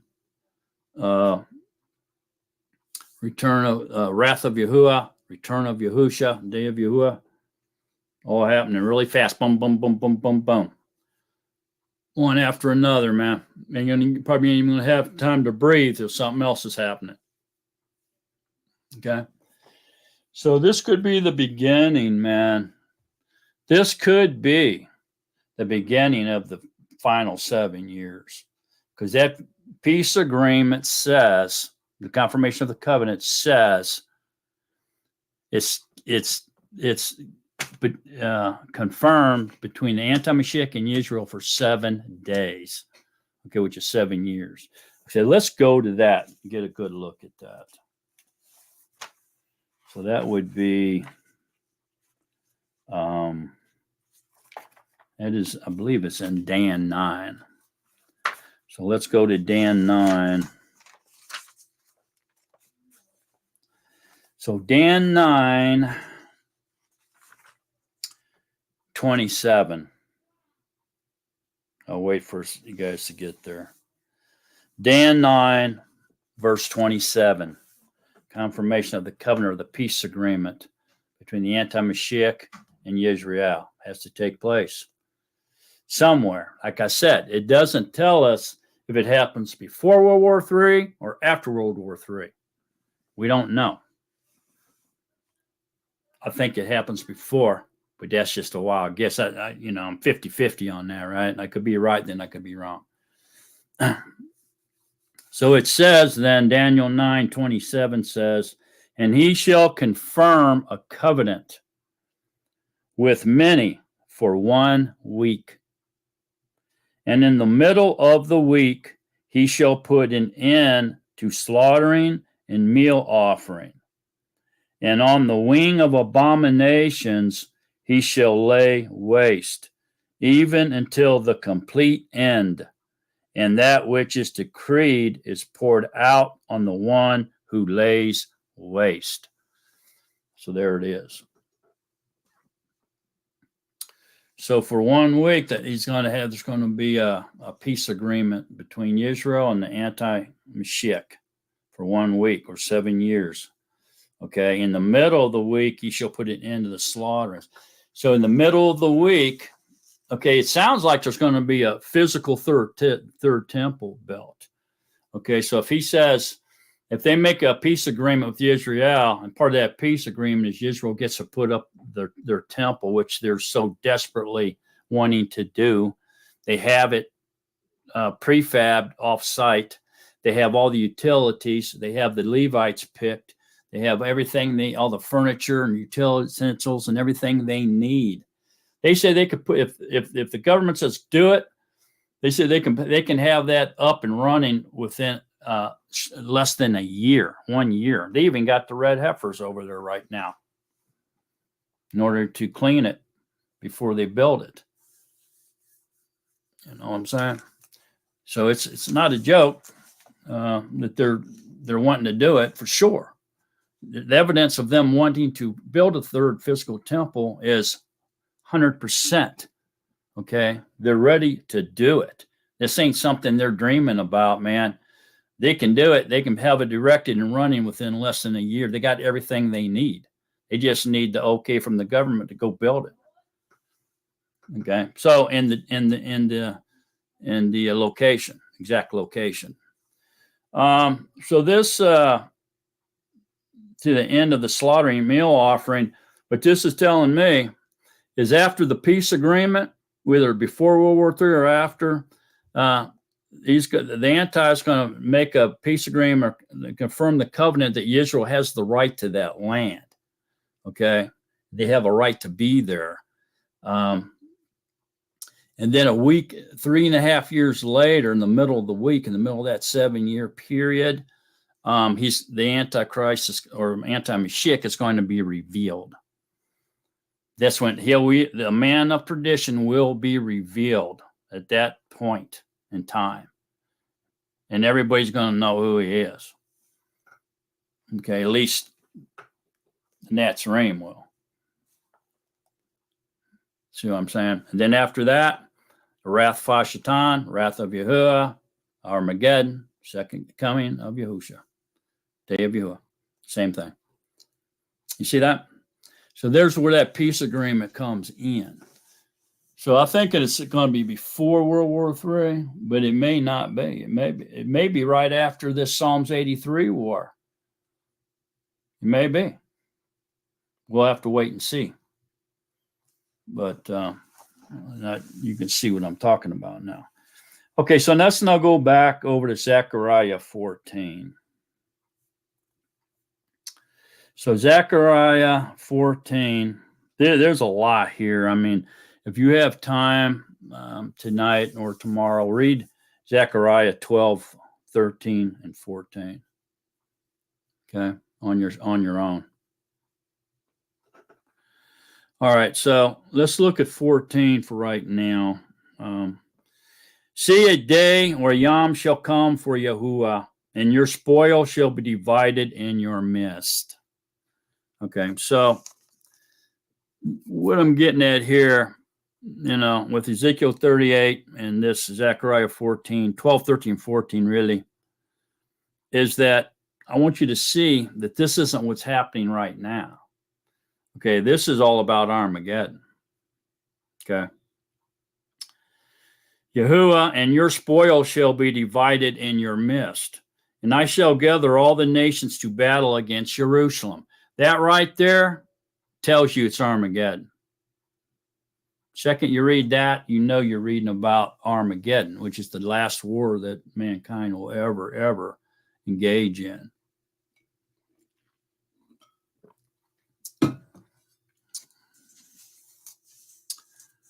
And the city shall be taken by the anti-Mashiach and his army, his one world army.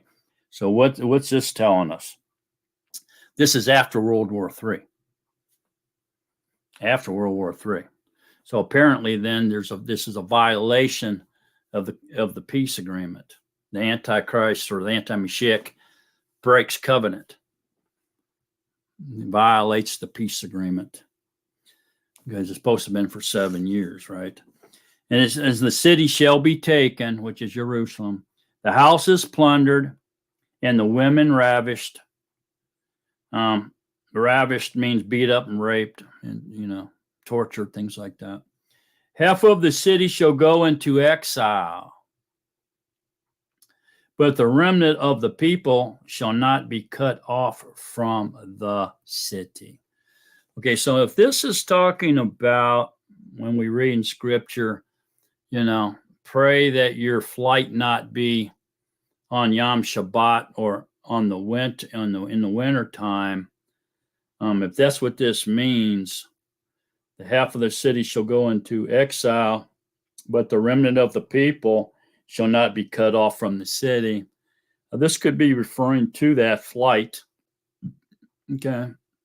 And if it is, their flight would be, so I don't think it's a worldwide flight. I think it's in this particular location at this time.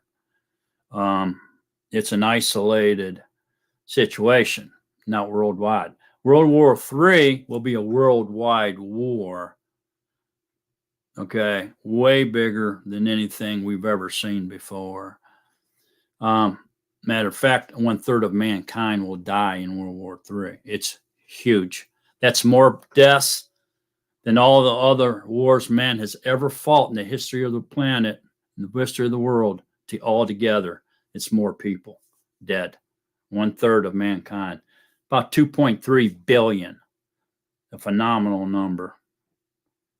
Okay, but if this is, then their flight will be into the Judea Hills, what they call the Judea Hills, which is on the backside of the Mount of Olives.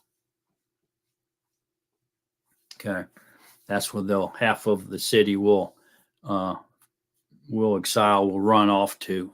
Their flight will be to the Judean Hills, which is on the backside of the Mount of Olives. Okay, if that's what this is referring to, and I think it is. I don't think this is everybody in the whole world running away. Okay, the world's done went through World War III, man. It's devastated. Matter of fact, at this particular point of Armageddon, I don't think the eagle's around anymore, folks, or at least the eagles stay in neutral on this one, or it's been exhausted of all its war machines and everything. It's been hit hard. Why? Because it's no longer protecting Israel. That's why. Think about it. Okay, Israel's going to be protected. Will protect Israel. Okay, and from a lot. Okay, but apparently the eagle is not in any type of shape to continue to protect Israel at Armageddon because they're being taken over. So the protection of the eagle must not be around anymore. You seeing that? A little bit scary, isn't it? But no doubt we'll be severely weakened through World War III as well. A lot of nations. Matter of fact, I don't think Islam, at least for the largest part, will be around either. They'll think most of the Islamic religion people, the Muslims, will be wiped out along with the U.S. with the eagle. The eagle's definitely not protecting Israel anymore because the nations just went into Jerusalem and took over the houses, plundered, the women ravished, the half of the city into exile. The remnant of the people shall not be cut off from the city. So that's telling me the eagle's no longer protecting them. They've been overrun. Jerusalem has been overrun by the armies of the one world government, the anti-Mashiach and his army. See that? Gog and Magog. Okay, so anyway, then Yahusha shall go forth, and he shall fight against those nations, and he fights in the yom of battle. So now all of a sudden, Yahusha has come back, so that when the Armageddon climaxes, right almost at the brink of annihilation of Jerusalem, is when he comes back and fights for his people against the nations of the world that came against Jerusalem. You see that? So now Yahusha is protecting them, not the eagle anymore. The eagle protects them for a while, but obviously loses its power and ability to protect Israel because it's not there anymore protecting them. They've been overrun. So here comes Yahusha now, his second coming. And in that yom, his feet shall stand upon the Mount of Olives, which faces Jerusalem on the east, and the Mount of Olives shall be split in two. There'll be a great earthquake, splits the Mount of Olives in two when he comes down and touches it. From east to west, a very great valley, and half of the mountain shall move toward the north, and half toward the south, and you shall flee in the valley of my mountain, for the valley of the mountains reaches to Atzar. And you shall flee as you fled from the earthquake in the Yamam of Uzziah, sovereign of Yehuda. And Yahuwah, my Elohim, shall come, all the set apart ones with him. Did you hear that? It's not saying Yehoshua, is it? It's saying, and Yahuwah, my Elohim, shall come. Dash, all the set apart ones with you. So that's pretty clear that Yahusha is Yahuwah. Okay, it's his body. The lamb is the body of Yahuwah, man. And in that Yom it shall be, there is no light. It is dark. Oh, that sounds like the day of Yahuwah. And it shall be one Yom which is known to Yahuwah, neither Yom nor Leah, but at evening time there shall be light. And in that Yom it shall be that living waters flow from Jerusalem, half of them toward the eastern sea, and half of them toward the western sea, in summer as well as in winter. And Yahuwah shall be sovereign over all the Eretz. In that Yom there shall be one Yahuwah, and his name one. All the land shall be changed into a desert plain from Geba to Ramon, south of Jerusalem. And she shall be raised up and inhabited in her place from Benjamin's gate to the place of the first gate in the corner gate, and from the tower of Canaanall to the wine presses of the sovereign. And they shall dwell in her, and there shall be no more utter destruction, but Jerusalem shall be safely inhabited. And this is the plague with which Yahuwah plagues all the people who fought against Jerusalem, the battle of Armageddon. Their flesh shall decay while they stand on their feet, and their eyes decay in their sockets, and their tongues decay in their mouths. Okay, right there is exactly what happens to a nuclear Holocaust survivor, especially someone that is within a certain radius of the blast. So, yes, Jerusalem, when they're attacked and almost wiped out, will elect the Samson option, which is a nuclear bomb. So they're going to just say, you know what, best that we kill all our enemies than for us to live under their rule and lose Jerusalem again. Never again will we lose Jerusalem to the enemy. And so they elect to detonate the nuclear bomb. And guess what happens? That's the very second Yahushua comes back and he shields them from his people. Those who are in Jerusalem, he shields them from the atomic blast. And the atomic blast only hurts those enemies of Yahuwah, the army of the anti-Mashiach that has come in to Jerusalem, basically conquered it. It's kind of amazing, man. Because when you look at the seven seals, the seven trumpets, the seven bowls or vials, okay, and everything else of the tribulation years, World War III, Armageddon, all that, and even this Psalms 83 war. When you look at all those together, they're all talking about the same thing. What are they talking about? Conquest, war, famine, and death. That's what's going to be happening, man, in the later times.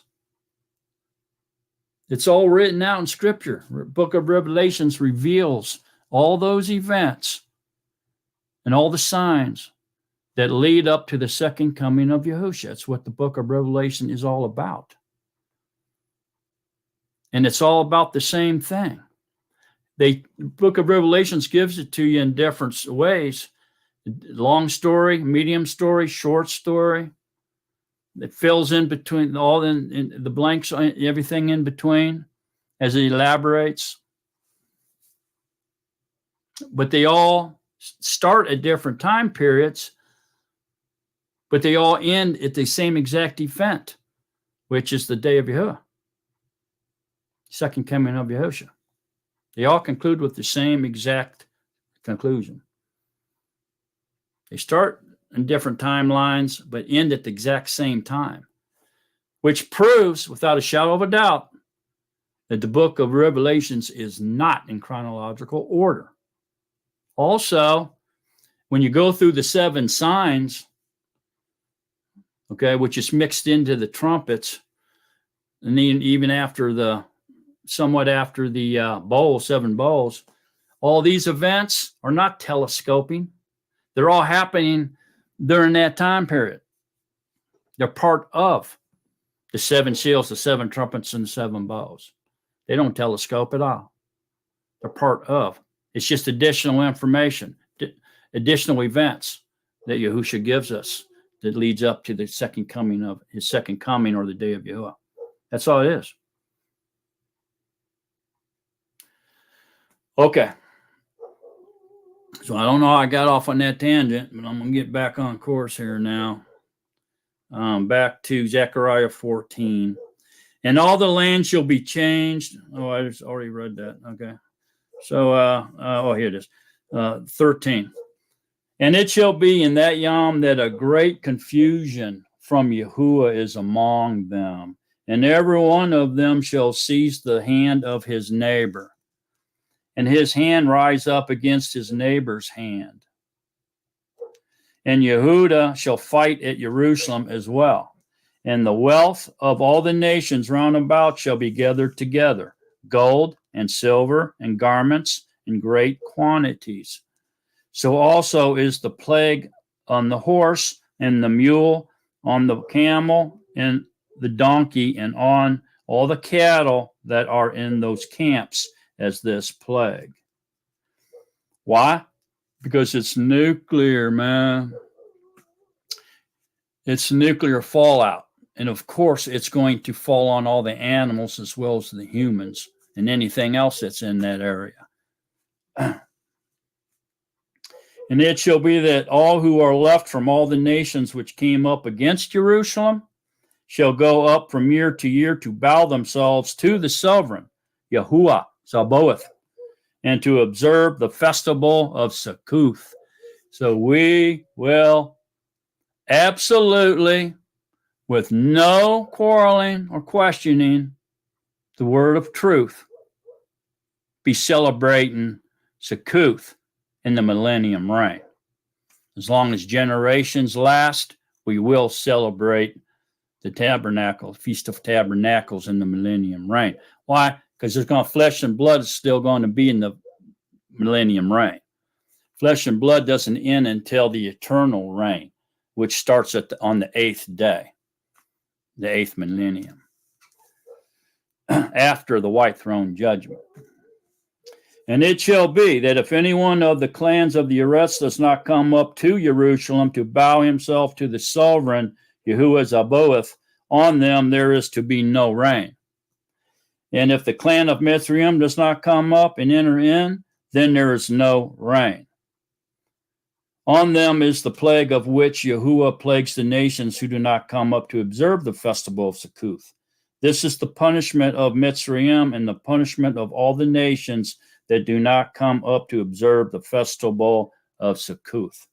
Okay, so people say, well, what's Mithraim have to do with it? Mithraim, at least up to the river, the river, the Nile, is the promised land. So the Egyptians living in the promised land there, a lot of them have Hebrew roots. They have Philistinian roots as well, okay, which comes from who? Hagar, okay, and Ishmael, who is the son of Abraham. He stayed in the promised land. He never left the promised land. The promised land goes all the way from the river in Egypt all the way to the great river Euphrates, man. All the way down to the sea, all the way up north, way up there, almost to Turkey. Actually, it touches up into Asia Minor.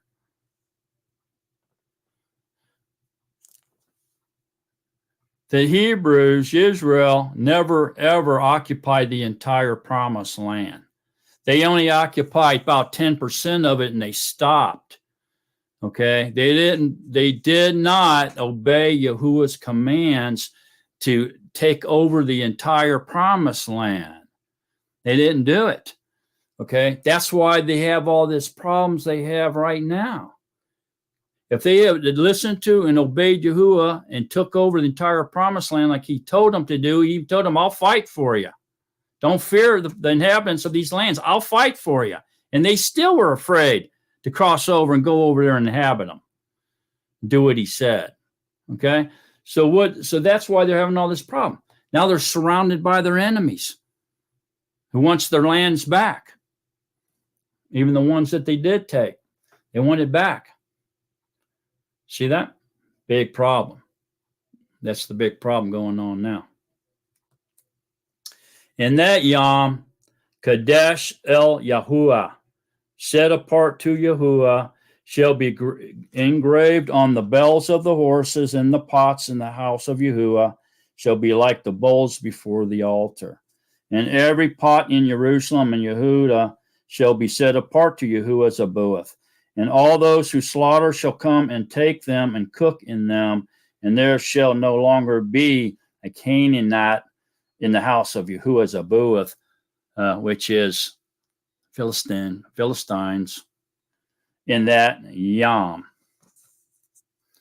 Okay, so there you go, man.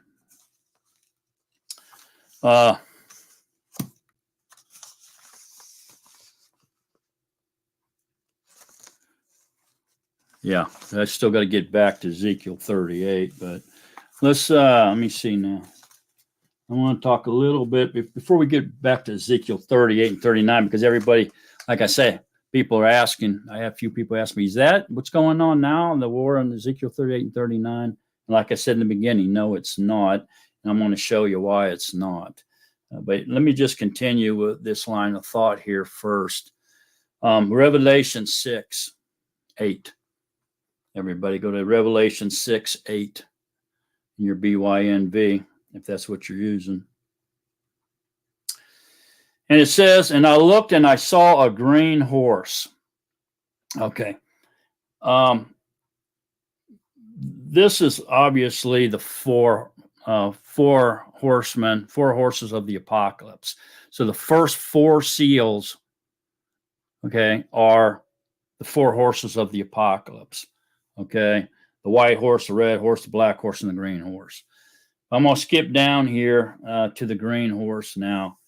And some of you may already know that chloros here is what was in the original text and should have been translated as green.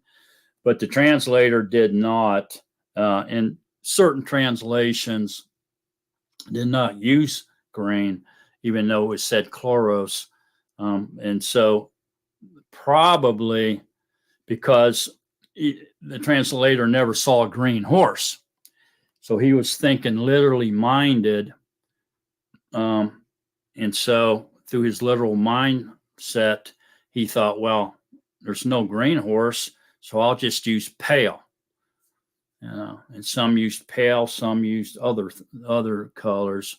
Some translations use yellow, but pale, he used pale in the KJV, but it's really chloros, and it should have been translated green because it wasn't a literal message here.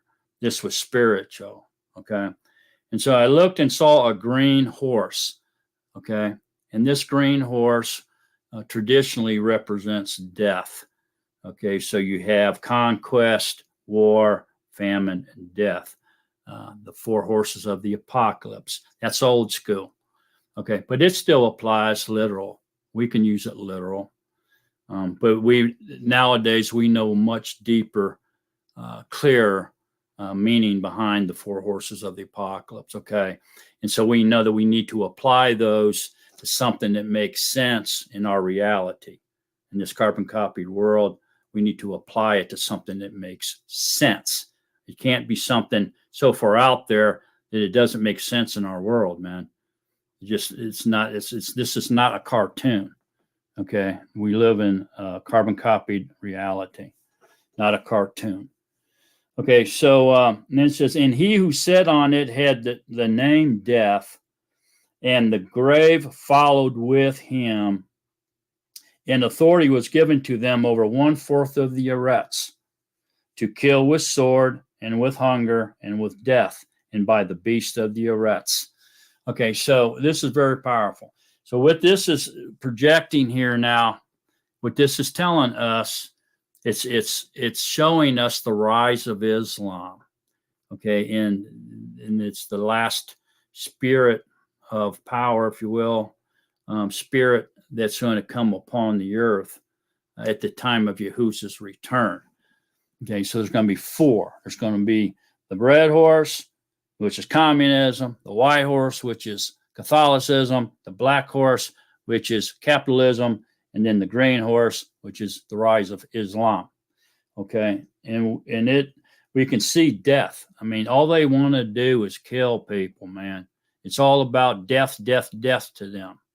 You can see how they behaved like animals, what they did to children, babies, and women, and soldiers. Unspeakable things. They don't care. They just want death. They're into death, man. They worship death. And the grave followed with them. Everywhere they went, man, they're killing people. People have to go to their graves being buried everywhere they go. And the grave followed with them. See that? And authority was given to them over the 1/4 of the Eretz. Believe it or not, you can look it up yourself. Islam feels 1/4 of the people on the earth are Islamic worshipers. 1/4 of the people, almost exactly, if not exactly. 25% of the people follow Islam right now today. That's mind-blowing amount. Okay, and perfect with revelations of prophecy. So 1/4, they're giving them 1/4 of the Eretz to kill with a sword. Man, they love to kill with swords and knives. They love it, man. That's their favorite thing to do, is chop off somebody's head. They even have a sword on their flags, their green flags. All their flags are green. They send off green smoke. They have swords on their green flags. They wear green bandanas. There's no doubt the color of Islam is green. And there's no doubt they love to kill with swords. And with hunger and with death, and by the beasts of the Eretz. Yeah, beasts of the Eretz, man, is really is pointing spiritually toward their behavior as animals. I mean, yeah, I wouldn't even classify them as a warrior, really.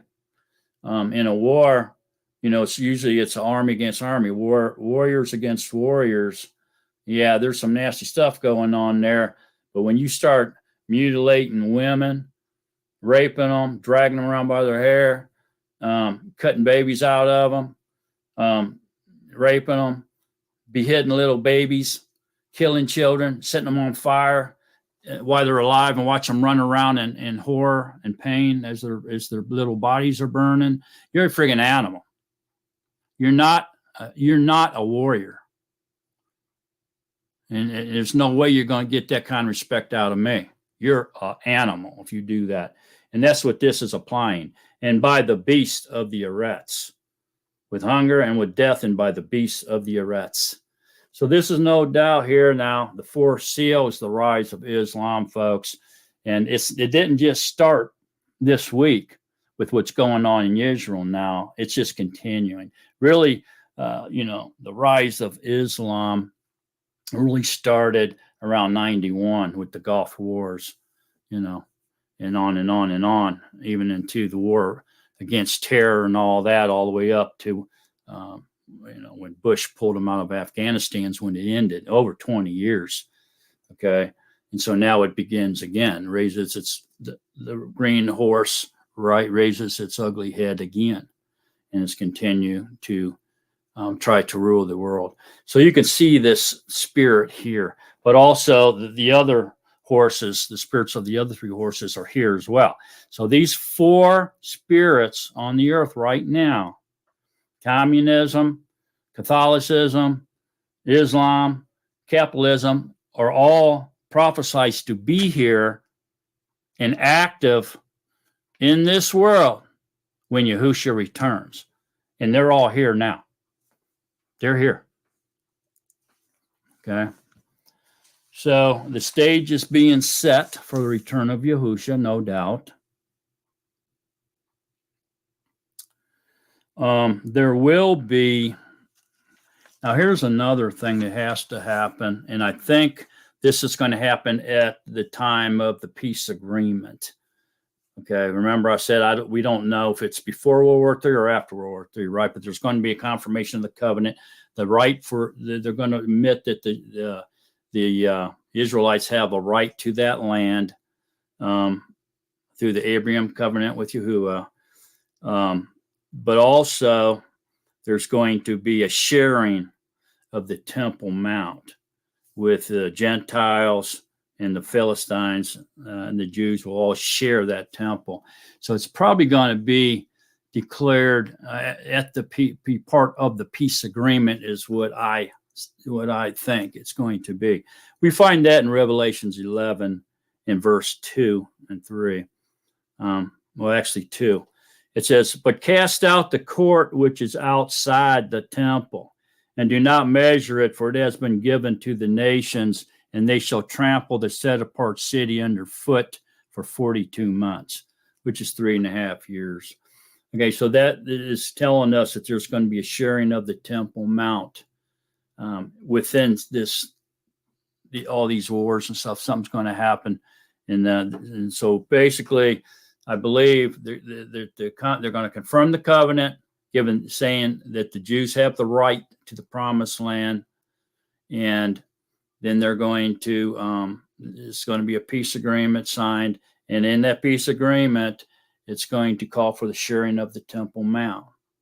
And so the Yehuda, the Israelites, will build their third physical temple finally, resume their sacrifices, because remember, they don't know Yahusha.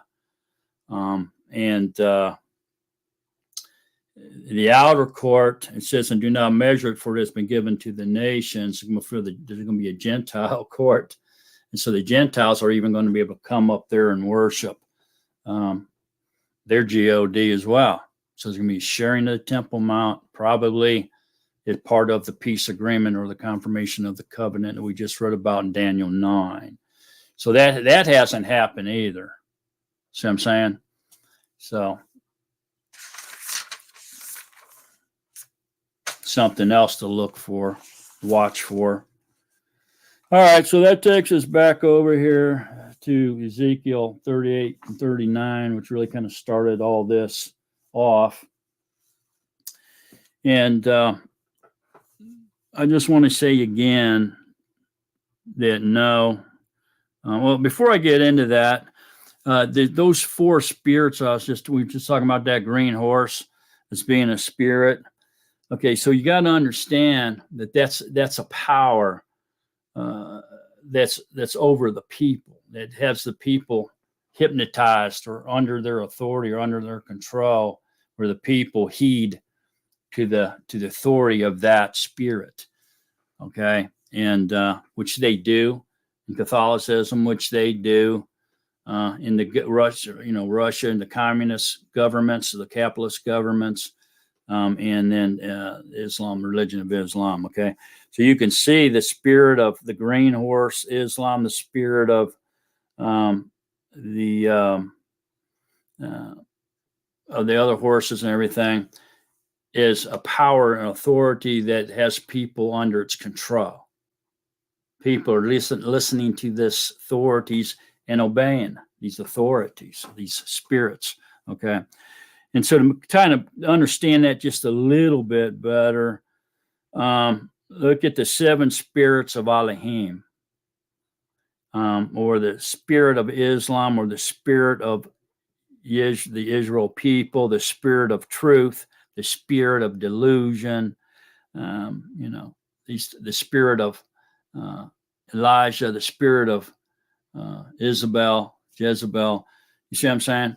So this is what this is suggesting, is the control that these different practices, if you will, religions or governments or whatever, has over a large group of people. Okay, so just want you to be clear on that. Okay, back to Ezekiel 38. Like I said in the beginning, no, this is not what's going on now. This is all about Armageddon. Okay, and you can see here, this right here is what tells the story. Verse 1 and 2 through, I don't know, 8 or 9 or 10 here. It says, and the word of Yahuwah came to me, saying, Son of man, set your face against Gog in the land of Magog, the prince of Rosh, Meshech, and Tubal, and prophesy against them. See there? So this right here isn't talking about anything about Philistine or about the 5 cities of Philistine or the Pentapolis. It ain't talking anything about it. See what I'm saying?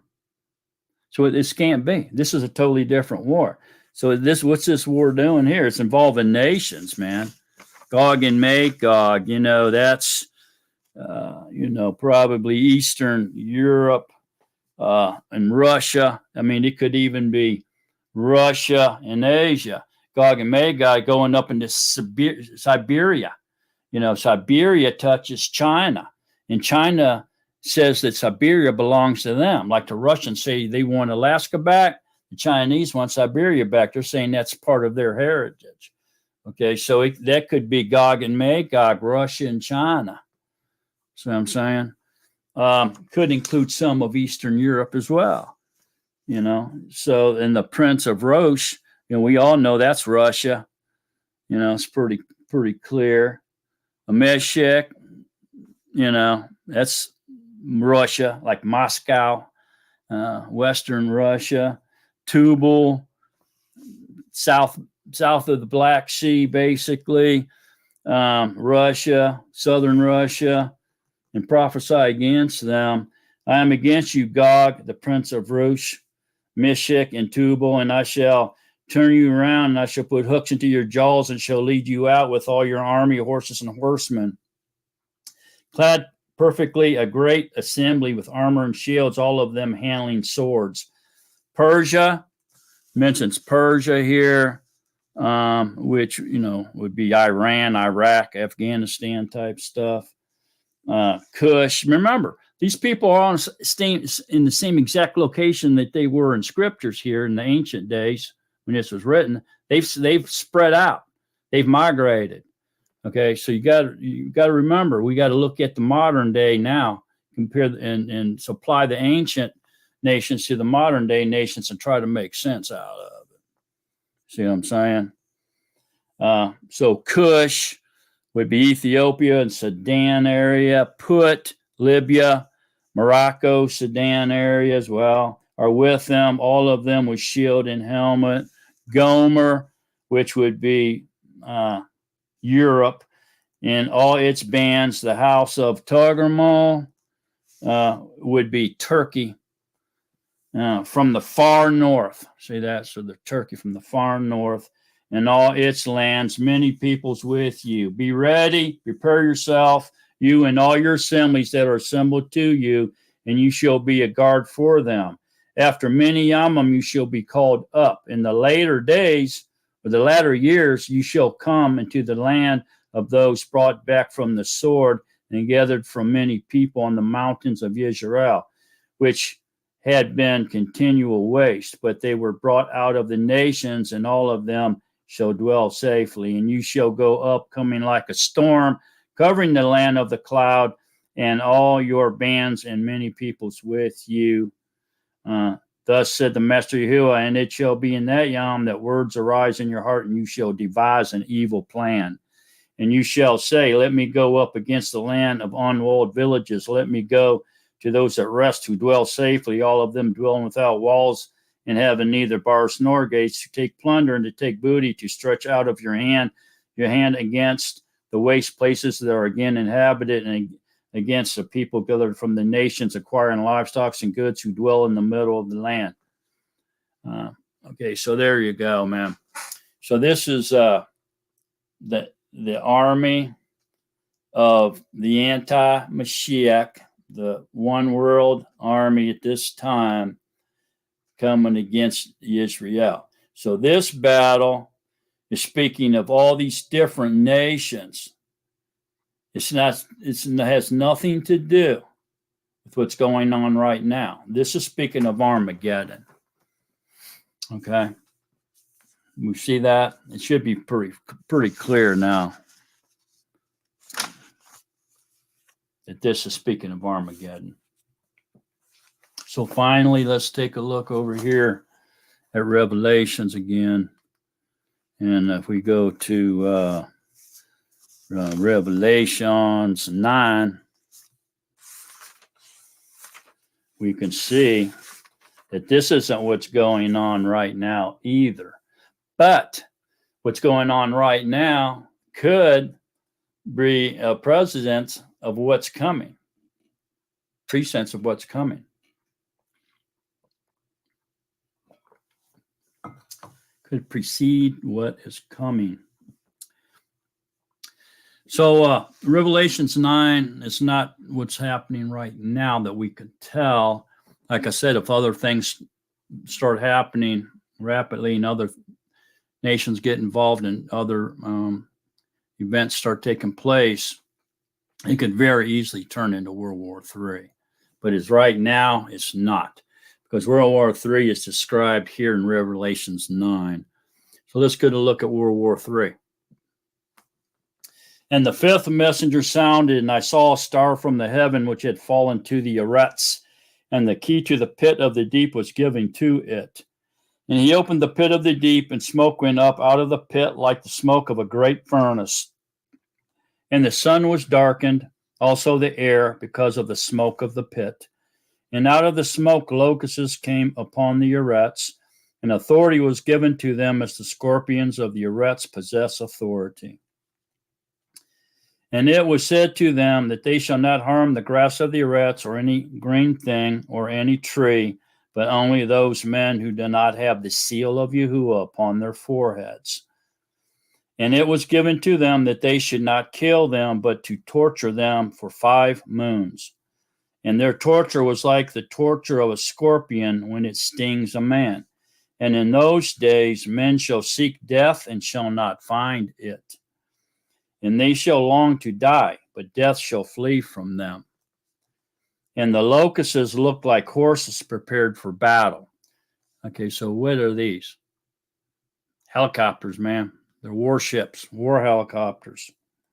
And on their heads were crowns like gold, and their faces were like faces of men. And they had hair like women's hair, and their teeth were like lions' teeth. And they had breastplates like breastplates of iron, and the sound of their wings was like the sound of chariots of many horses running into battle. There's no doubt, man, these are helicopters, attack helicopters. And they have tails like scorpions and stings, and in their tails is their authority to harm men 5 months. So something's going to break loose for 5 months. It's going to be pretty nasty. And they have over them a sovereign, the messenger of the pit of the deep, whose name in Hebrew is Abaddon, but in the Greek he has the name Apollyon. The first woe is past. See, 2 woes are still coming after this. And the 6th messenger sounded, and I heard a voice from the 4 horns of the golden altar, which is before Yahuwah. So it's possibly then, it's possible that this war here and this 5th messenger they're talking about could be what we're seeing is going on right now. And if it is, World War III is coming very quickly right after it.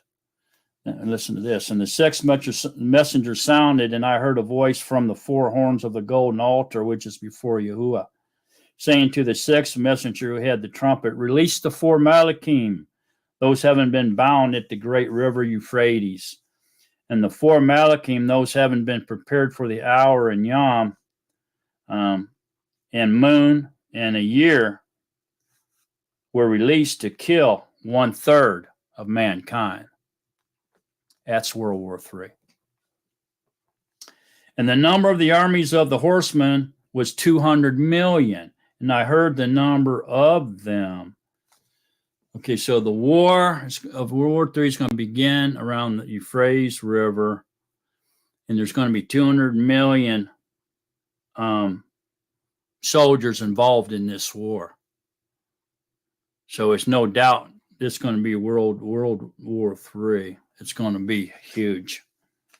And I heard the number of them, and this is how I saw the horses in the vision, and those who sat on them, having breastplates of fiery red and hyacinth blue and sulfur yellow. And the heads of the horses were like the heads of lions. This is interesting, breastplates for red, communism, hyacinth blue. Our flag has that color, and sulfur yellow, and red and yellow is Chinese and Russian both. I've seen Russian soldiers and Chinese soldiers with blue patches or scarves or even helmets on their uniforms, and also some flags of their military, different military battalions and stuff, regiments. And the heads of the horses were like the heads of lions, and out of their mouths came fire and smoke and sulfur. That'd be missiles, rockets, ammunition. And 1/3 of mankind was killed by these 3 plagues, by the fire and the smoke and the sulfur which came out of their mouths. This could be tanks, helicopters, jets, whatever, artillery. You got to remember, Yehukanan had no words for what he was seeing here. So he's describing them the best with the words that he has, that he had at the time. For the authority of the horses is in their mouth and in their tails. For their tails are like serpents, having heads, and with them they do harm. And the rest of mankind who were not killed by these plagues did not repent of the works of their hands, that they should not worship the demons and the idols of gold and of silver and of brass and of stone and of wood, which are neither able to see nor hear nor to walk. How many crosses do you see made of gold? How many crosses do you see made of silver? And how many crosses out of brass, stone, and even wood? This could be speaking of statues of people, of no doubt, but also of the cross, which is a sign of death. Signifies death. They put it on the gravestones. Why they put it on your grave? They worship death, which are neither able to see nor hear nor walk. And they did not repent of their murders, nor of their drug sorceries, nor of their whoring, nor of their thefts. So they're in the army of Satan, and they're not about repenting or trying to get forgiveness and side with Yahuwah. They're about trying to kill Yahuwah and his people and eliminate the name of Israel and make Yahuwah a liar. Okay, that's what they're up to, disgracing Yahuwah's word and his name. Okay, so that's World War III. So great war's coming. It's going to kill 1/3 of mankind. Either a peace agreement before it or after it.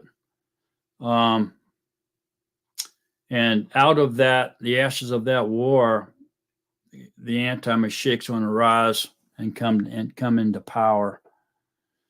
And it's just going to get worse from there. He's going to take power by flatteries and making all these promises. He's going to be a silver tongue, great speech maker, great speech deliverer, lead everybody, the world astray. And they're going to follow him because they think he's got the answers to peace.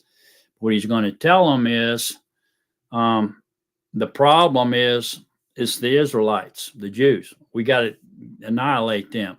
We got to eliminate them, get them off the planet, and then there won't be any more war. They're the reason of all the wars. And people are going to believe that, and they're going to side with him, and their armies are going to collaborate with him and form a coalition, and they're going to march against Israel in the Battle of Armageddon. The armies of the north, Gog and Magog, which is going to definitely be Russia, probably Iran, North Korea, China, and some others, are going to come from the north down into Israel, and the river Euphrates will be dried up to allow them to cross over the river into the land of Israel. And there was never a time in history where that would be possible. The Euphrates is a large river, but now it's possible. Turkey had constructed a dam on the mouth of the Euphrates up there in Turkey, that by a push of a button, they can close off the dam and stop the flow of the Euphrates River, and then the river itself would dry up. And that is possible now. It's there. Okay, so it's easy for this prophecy to come true. All right, that they're going to be able to cross over the Euphrates and march against Jerusalem at the Battle of Armageddon. Okay, so but this chapter 9 is all about World War III. All righty, it's not what's going on now, but it could be. It could turn into it very easily.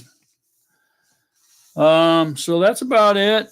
That's about all I got on that.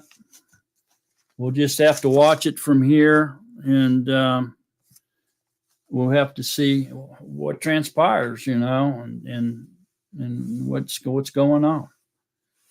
But there's no doubt it's not looking good.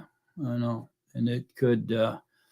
They could annihilate get rid of the Gaza Strip there, turn it into a pasture, and turn around and head up there to the West Bank and try to run all the Philistines out of there as well, and hold off the ones that are up in Lebanon, Hezbollah, trying to come down, And if they do all that, and that's just it, and it's contained there, and it ends right there, and new territorial lines are drawn, then that was Psalms 83.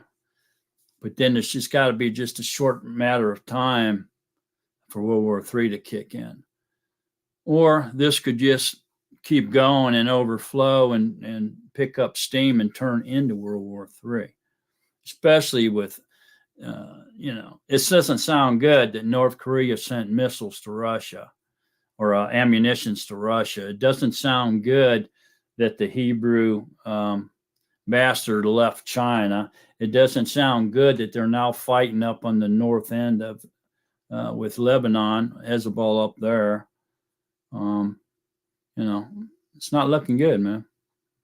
No matter how you slice the pie. So we just got to keep watching and be vigilant with our assignment, with our commission that's been given to us by our Elohim. And so we are to don't get rattled, keep your peace and keep your joy, and continue to bring the Besorah of Yahusha to the nations. And just know the prophecy will be fulfilled. Yahuwah's will be done. There's nothing you can do about it but live in it.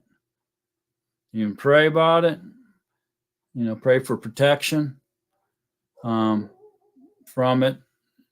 Pray that you can, assemble and collect much fruit for his kingdom, but just expect things to get worse and worse and worse and worse, because we don't have much time left. And like I said, it's all about conquest, war, famine, and death, folks. All of it. That's what it's about. We need to come into that reality too. All right. So I'm done. I hope that brings some relief to anybody that was a little confused and not knowing what was going on. I hope that Yahushua returns soon. Maranatha, Maranatha, Maranatha. And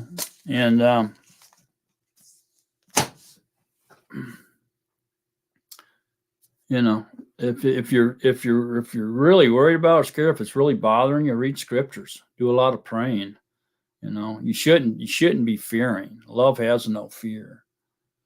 You shouldn't be feeling any fear. I mean, even if it escalates and nukes start blasting off and whole cities are destroyed, we can't run and hide and be in fear. We have to believe in the power of Yahuwah to deliver us and to protect us so that we can carry on and perform his will, which is spreading the Basora of Yahuwah to the nations. That's our job. We're not supposed to be running around scared to death to do anything. We're supposed to continue on with his work and keep our joy and peace so that attracts people. Oh man, how can you be, joyful and at peace with all this going on? Well, let me tell you about my Elohim, who gives me my joy and my peace. Things like that. Okay? So be strong, man. Have great courage and continue to work your commission, spreading the Basora of Yahushua. All right. Okay, you guys, see some of you tomorrow. Well, we're in Revelations tomorrow, starting in chapter 4. We'll probably going to do chapter 4 and 5 tomorrow. And then we'll save 6, start 6 the next, because once we hit 6, it's just going to come at us, man. There's just so much involved.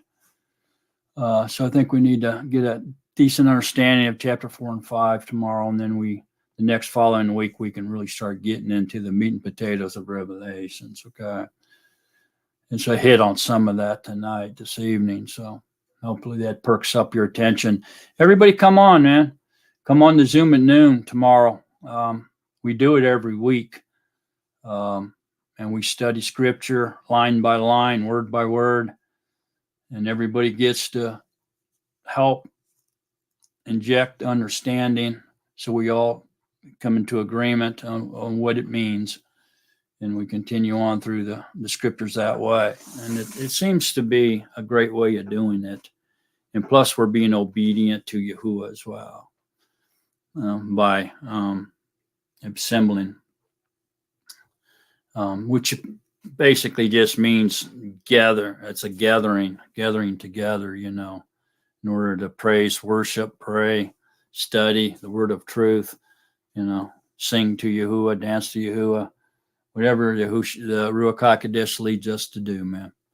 So if you've never been on Zoom at noon, you ought to come and try it out. You learn a whole lot, that I can promise you. And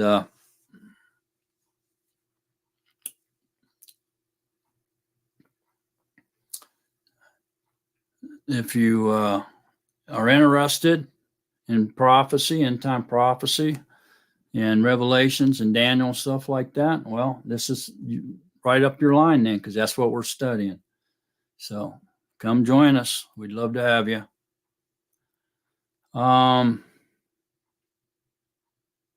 We'll see you all next week, and we'll see if anything is,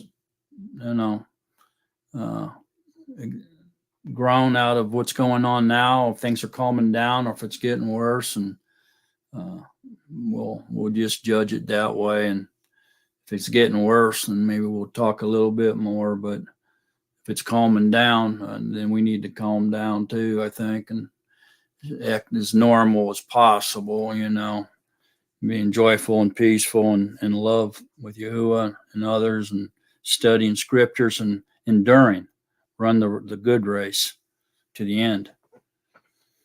All right. So I'm with you, but there may be a time, y'all, that we ain't going to be able to assemble. There may be a time that electricity's off, you know, and bad things are happening all around us. So make sure you come while you can, and get as much knowledge as you can while you can get it, because then you're going to be on your own with you and the few people around you and Yahusha guiding you. You're going to have to depend very powerfully on Yahusha to get through what's coming. Okay, if not, you'll be misled. You'll be led astray. Your fear may lead you down the wrong path. Your misunderstandings, the scriptures may lead you down the wrong path, following after the masquerader. Okay, so don't want that to happen, because scripture does say that some people can be led astray. Some people will be led astray. Don't let that be you. Join with the Nazarene while you still can. All right.